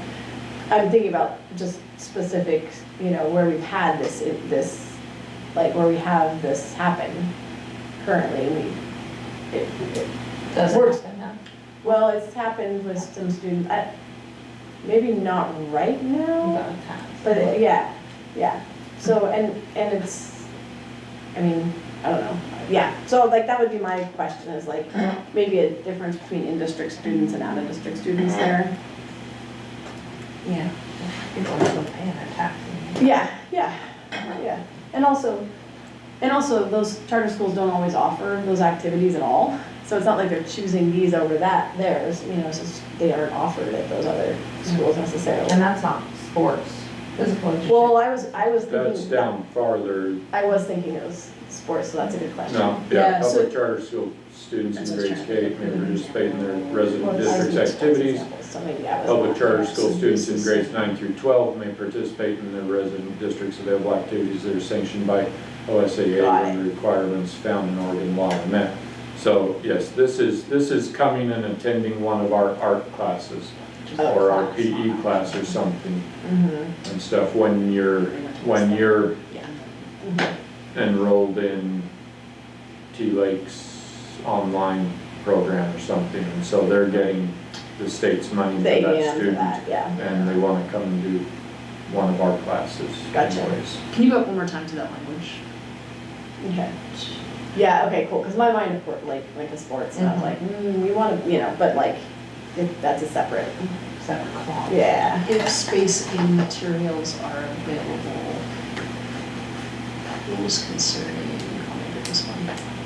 I got, for a, like, I'm thinking, when I worked in 4J, this would come up sometimes where, like, accessing a class that the charter didn't have or something like that, and we would slot cost it, basically, Yeah, right? With yeah. like, Yeah. come spend fifth period here, or whatever, I'm just making that Yeah. up, but then we charge them for fifth period. Yeah, like that Yeah. district application, Yeah. yeah. I mean, That's what I would recommend here. I can't think of a scenario where we wouldn't ask for that slot cost in some way, or some agreement, or across there. Yeah, well, I mean, I like that, and it does say upon request, and so it does offer, discretion. Yeah, I mean, I don't wanna be so restrictive as to say never. Yeah, I do think there's some At all. scenarios where it would make sense for Yeah. a kid to do it. And where it would benefit our classes and stuff too, like if they're bringing some cool, like, enthusiasm for whatever they're, coming to, that's a great addition to the class, so. But yeah, it makes sense to ask for compensation for that time too. Can we add this? So Abby, Andrea, you two good with going with that first option? Yeah, what we're saying.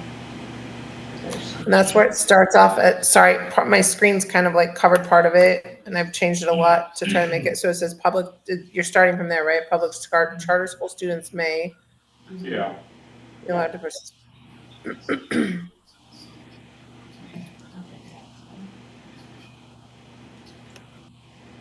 I think so. The only thing, like, you're right, some sort of agreement, like we have an agreement at my charter school that our students can take a course offered at Elmira High School, say like, something we don't offer, like welding or ceramics or something.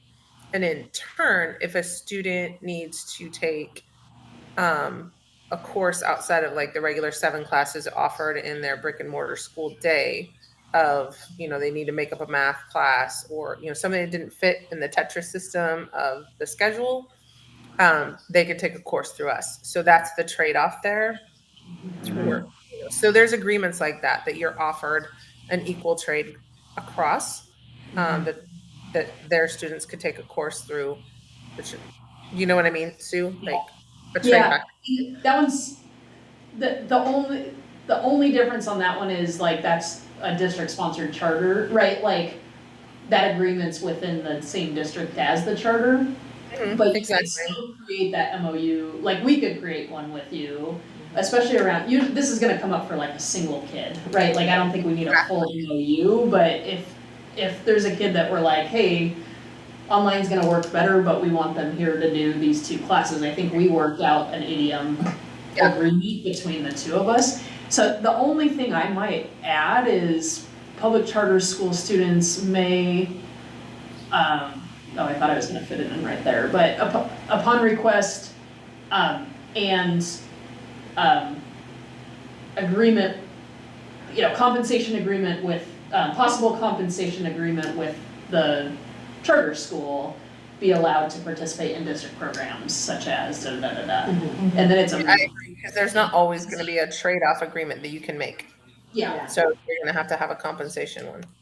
but it's transparent to families and kids that like, you can't sign up for a local charter and come over here and be like kind of best of both worlds without an agreement kind of thing, so.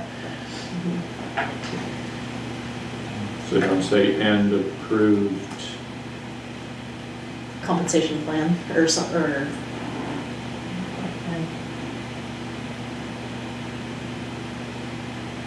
or in the approval of both schools. And I think it would say, upon request and approval of both schools, because then that approval Yeah, process. I think that's fair, because like we don't, Yeah, I agree. I mean, the other school has to know what they're taking with us and agree to that, yeah, And inside there, you can make your, yeah, compensation can be behind the scenes, yep.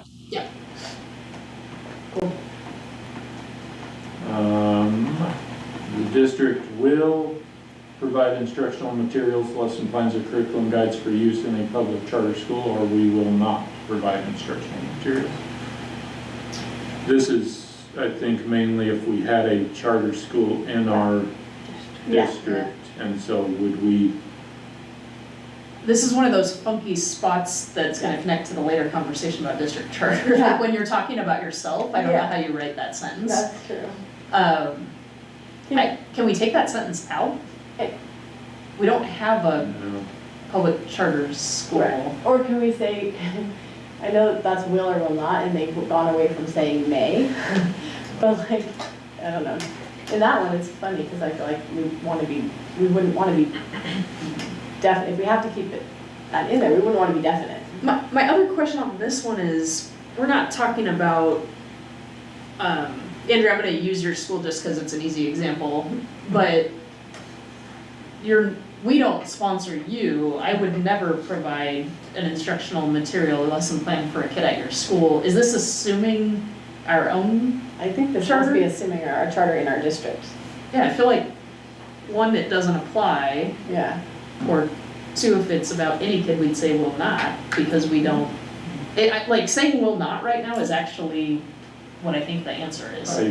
I think so. Yeah. I mean, even if someone, I think so, because even if we are that, Yeah, it still doesn't apply. Yeah. yeah, Okay.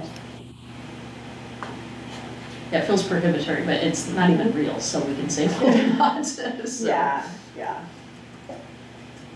And if we, yeah, that would change anyway, all that, yeah. Yeah, well, I mean, if we became a district-wide one, then the district's not providing that stuff, we're providing All of it, funding to the charter school pass-through, and the Yeah. charter school's buying the stuff. yes, So, right. I mean, yeah, okay. Okay. so that's the ones in that. Okay, and then the other ones are the E's that are just reviews. What are they? Oh, let's see, they said, review or delete, integrated pest management plan from 2012. Yeah. I'll say Randy uses that, there's legal reasons to use it, and I think in our community, I think there's interest in what's sprayed in different parts of our community, so having it doesn't seem like, it seems transparent. When I read it through, like, and he definitely tracks that and uses it on an ongoing basis, so.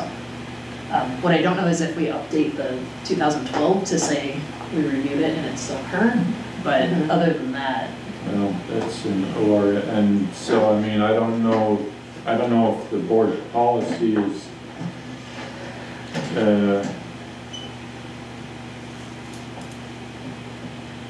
because on the computers.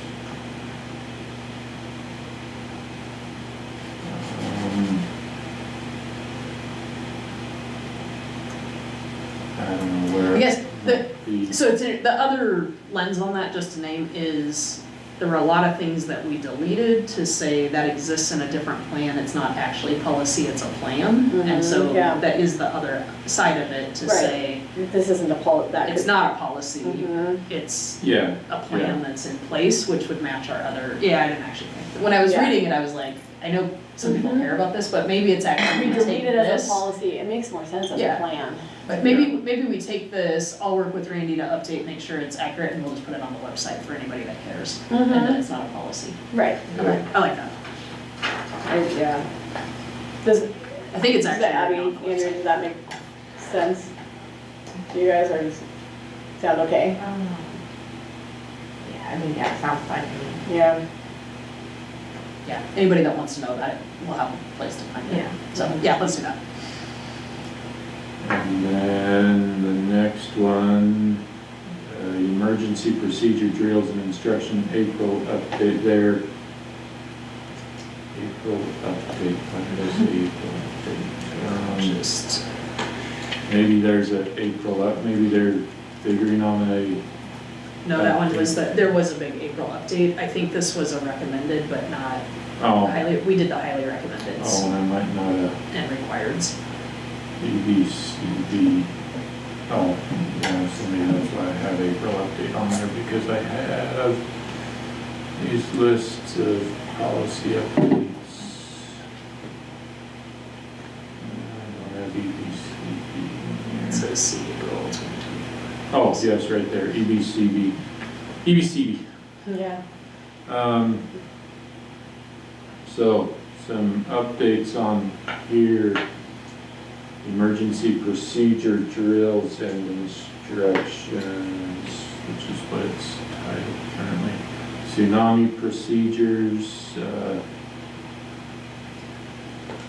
is something that have an option to have in there.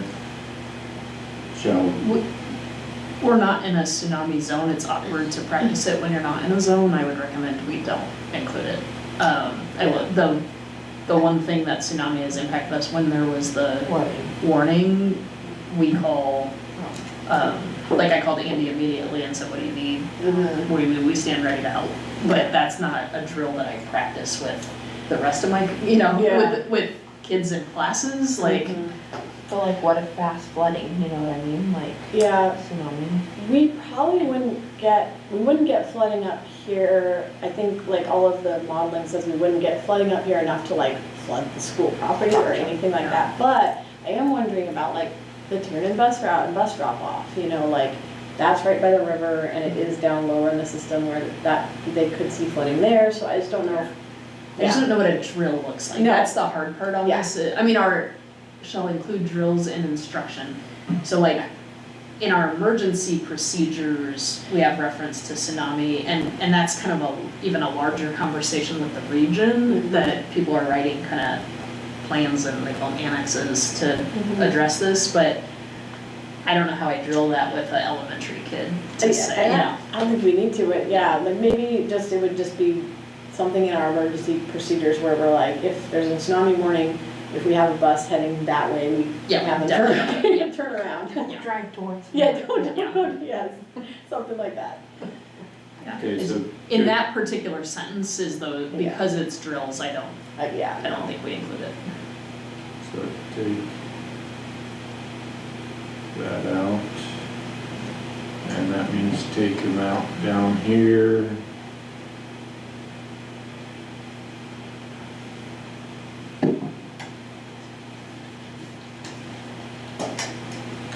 So at least 2 drills on earthquakes will be conducted each year.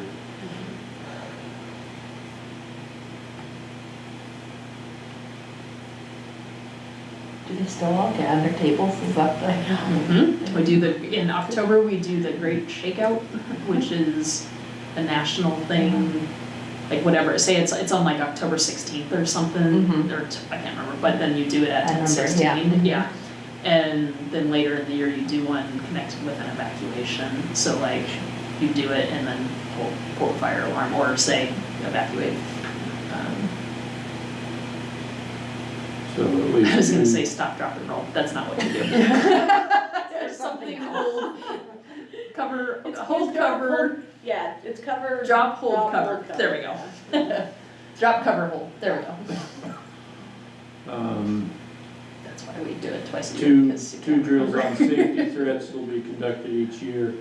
And dropping down here, and will include explanation of the district's communication strategy following the safety threat action. So, making sure that you're communicating that.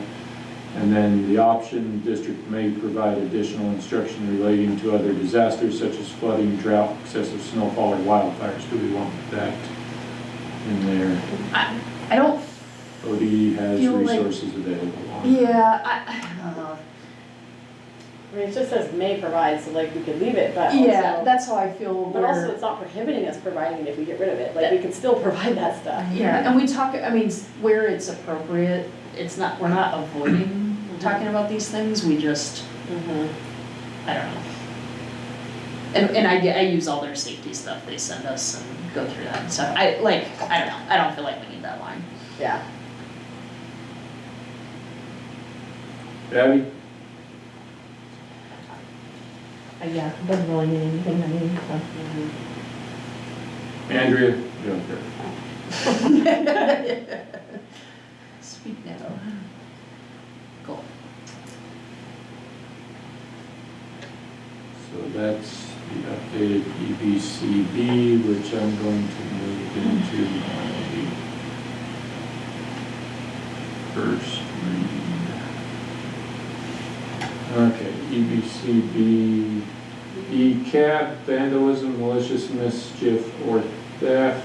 I think this one was just a review.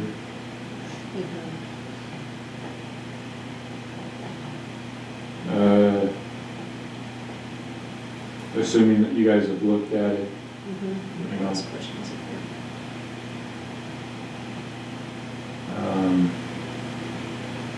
Those all tabs. One that I had a question on since it was mentioned, and I think I actually answered my own question. This next one, EDC KGF. I put kitchen next to it because it's got this line in all cases of, so this is authorized use of district equipment and materials.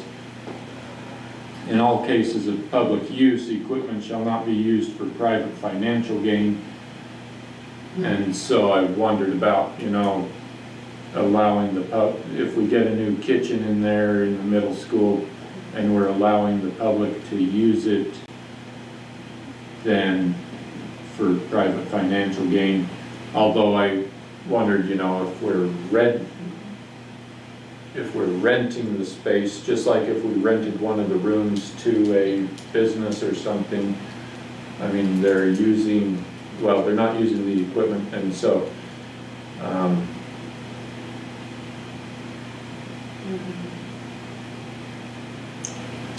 Yeah, that is a good question. It's interesting.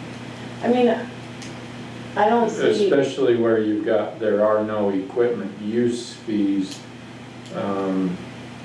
Yeah.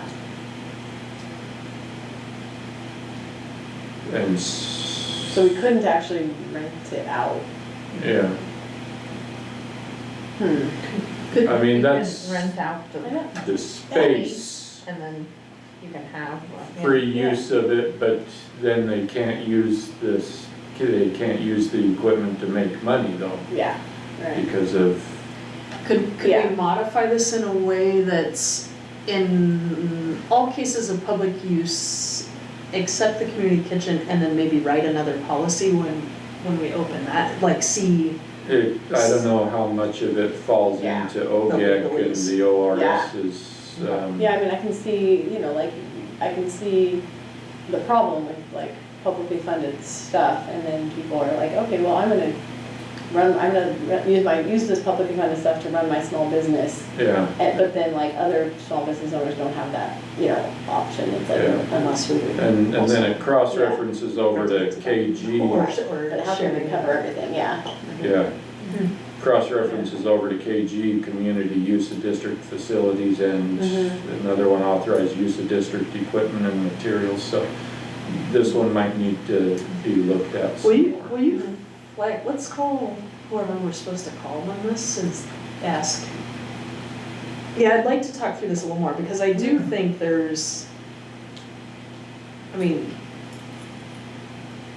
I don't think it's a terrible thing for people in our community who don't have access to a kitchen, who are trying to, right?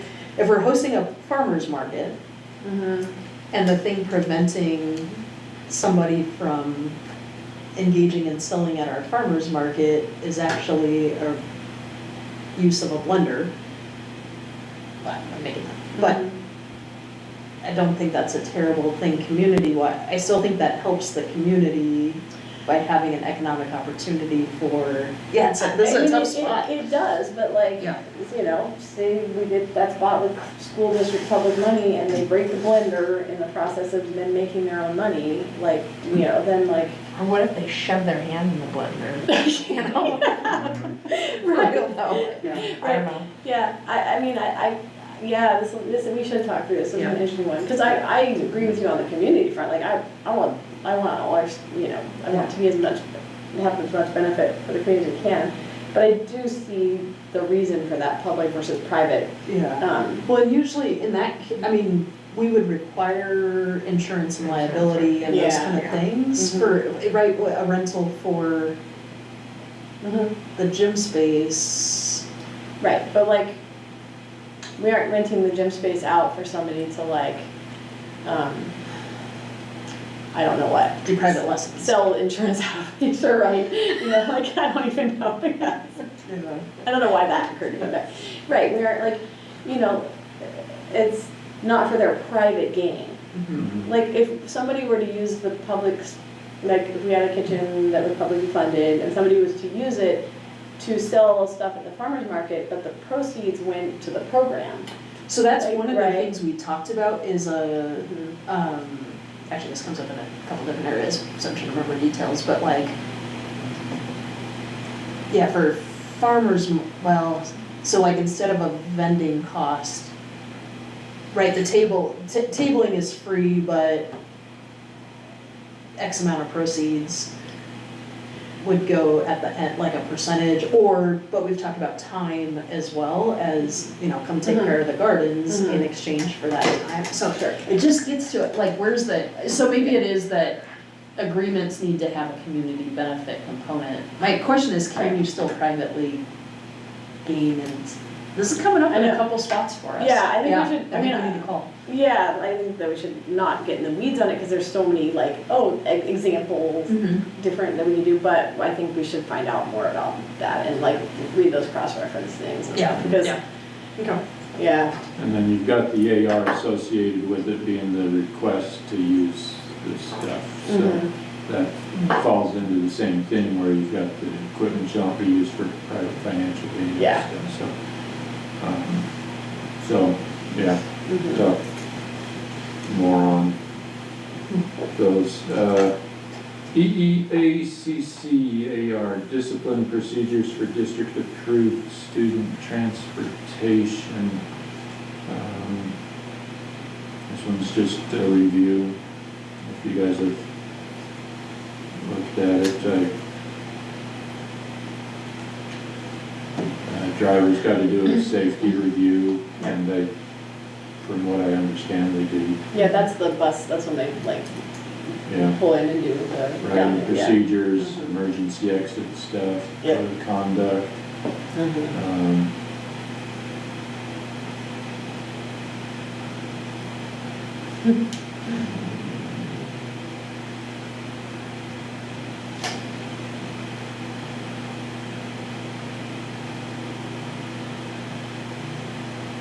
So this has a thing that parents and students are supposed to sign off on. You have signature sections there. On the code of conduct, we included that this year in the registration packet. The 2 years, my first 2 years here, we weren't doing that, and I'm, positive we put that in the registration packet this year. We should pause here for a second. Yeah.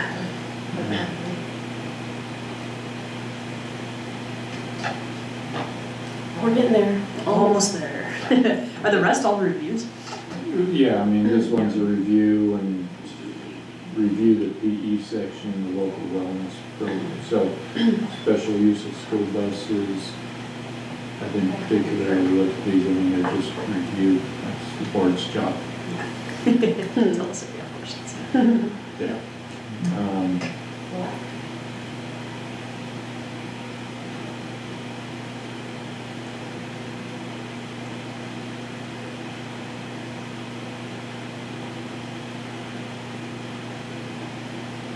Andrew, you still with us and can hear okay enough?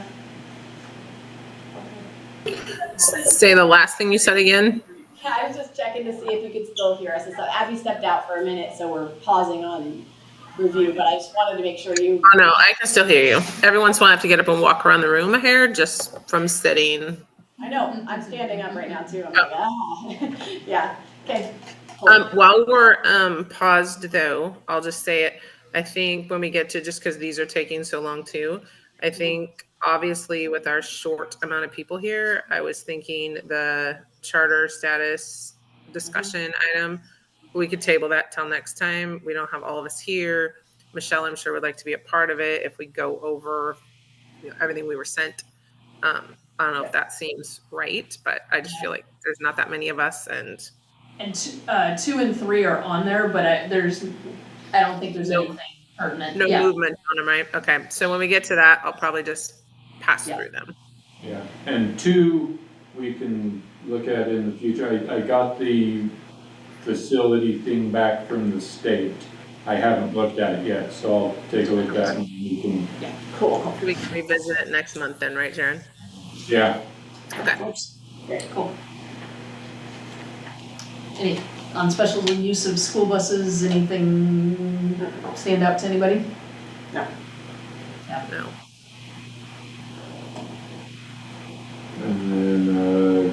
a tsunami, we might need to use the buses. I mean, that's the reality of that one, is that could be something that they called us and said, help us evacuate. Yeah, help us and we start evacuate, doing it. yeah.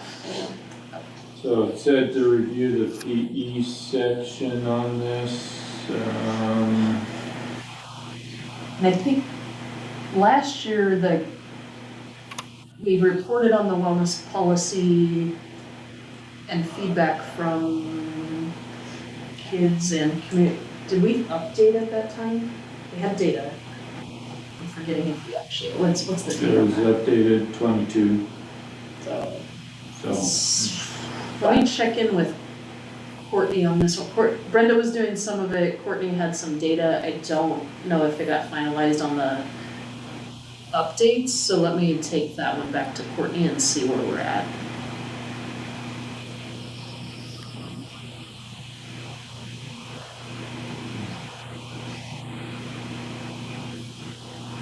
okay, so we're waiting on that. Yeah, EH is we'll probably. The EFA, right?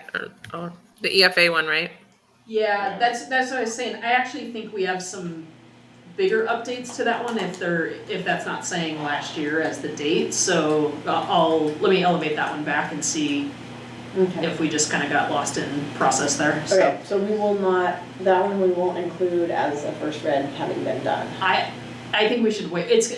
it'll go yeah, on it the doesn't make next- sense to update it in this language without putting it in Yeah, the new so language. it'll, Yeah. so we'll strike it from this first. Yeah, Okay, great. yeah. All right. And then EH, electronic data management, the district will keep records as required, is what I read in that, so. Great. And that's it, that's all of them. Awesome, thank you. Okay, so then we'll revisit all their second reads next month, right? Yep. Except for that one, which we'll bump to another first read Okay. list. Okay.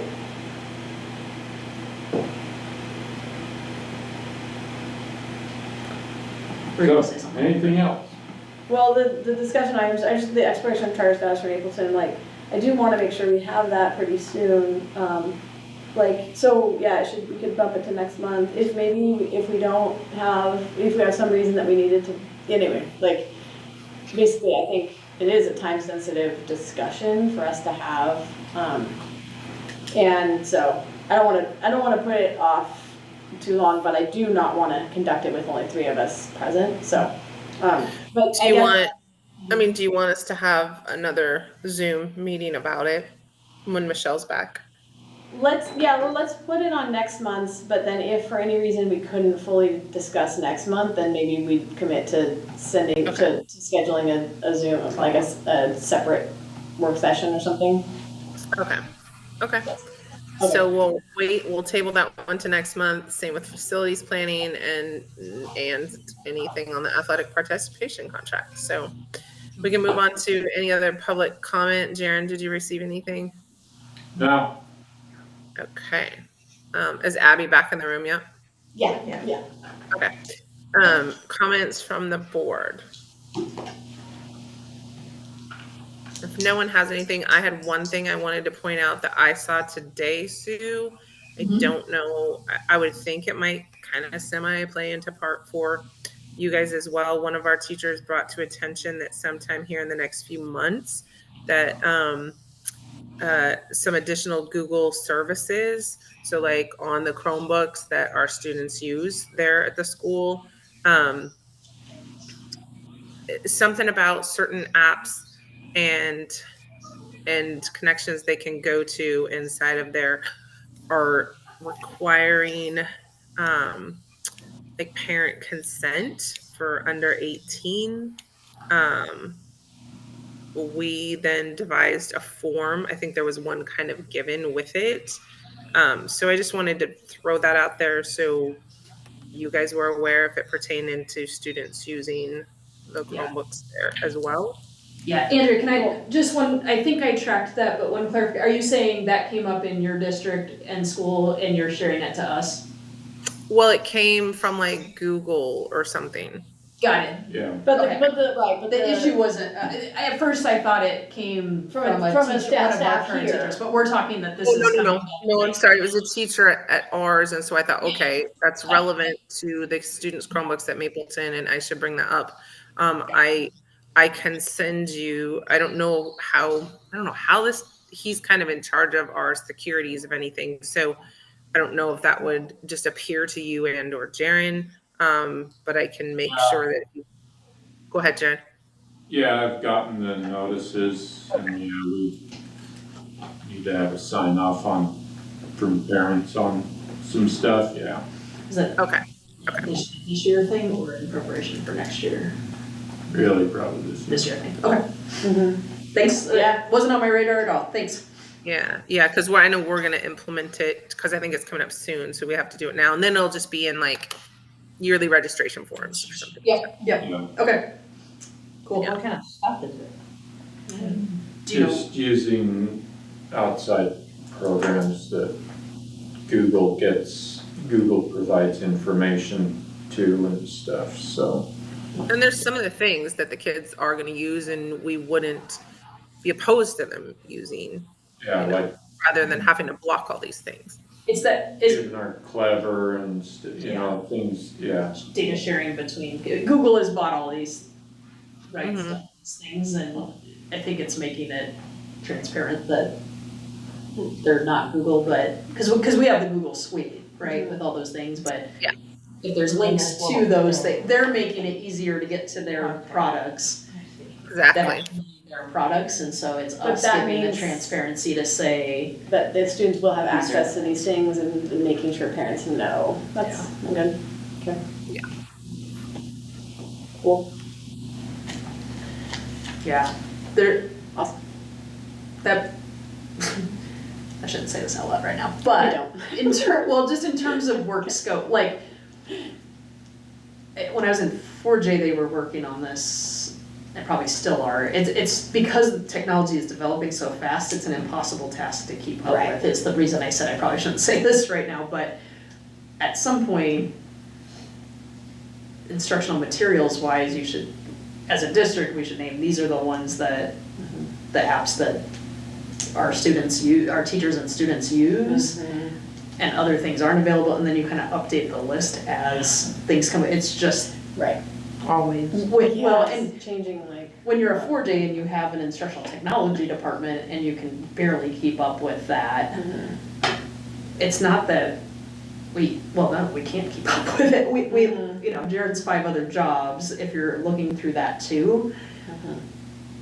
And Yeah. we should figure out a way to at least kind of do it. So I appreciate the, like, bringing it up. This'll start our conversation to say, okay, well, as we do that, is there something else we could sign consent for or Yeah. share in a way that these are the main ones we use, but we can't promise they're the only that it's always gonna be an updated list. I don't know how to say that in a way that's Well, I mean, just transparent. Absolutely, it's like, it's constantly changing and constantly evolving, and Yeah. you're always gonna be behind it, you Yeah. know? And Right. it's just kind of making the parents aware that this is out there, so that if someone went somewhere or did something, it wasn't our fault.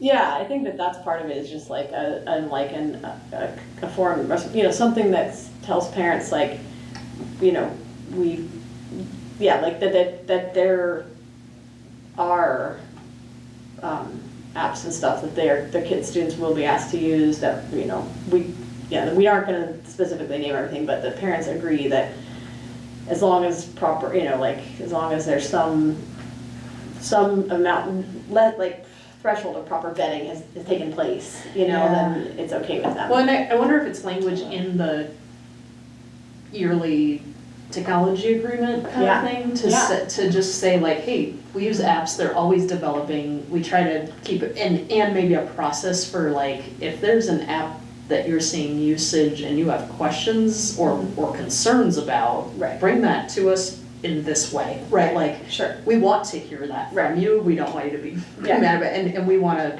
be monitoring that ongoing, and we don't always have the capacity to be watching every app, Right. so. Yeah, Well, and I mean, with the Chrome one, I mean, I have to go in and approve them so they can use them on the Chromebooks and stuff, so there's limited And that's with, the thing, if parents don't agree to it, you know, we had that discussion that you're gonna have certain kids, or you have to have two groups of classifications of like, okay, approval to use whatever, or ones that have to have certain things blocked off. Now, that's just only on the computer that they're assigned to, but you know, so it's it's complicated, but all you can do is inform them. Yeah, okay. Yeah, that's helpful, thanks. Anyone else have anything? I don't. All right, someone can move to adjourn. I move to adjourn. I second. I third. And we're all in favor. Yes. All right. Okay, have a good night. Thank you. You too. Sounds like you don't have to drive as far though. That's awesome, and practice is probably still going.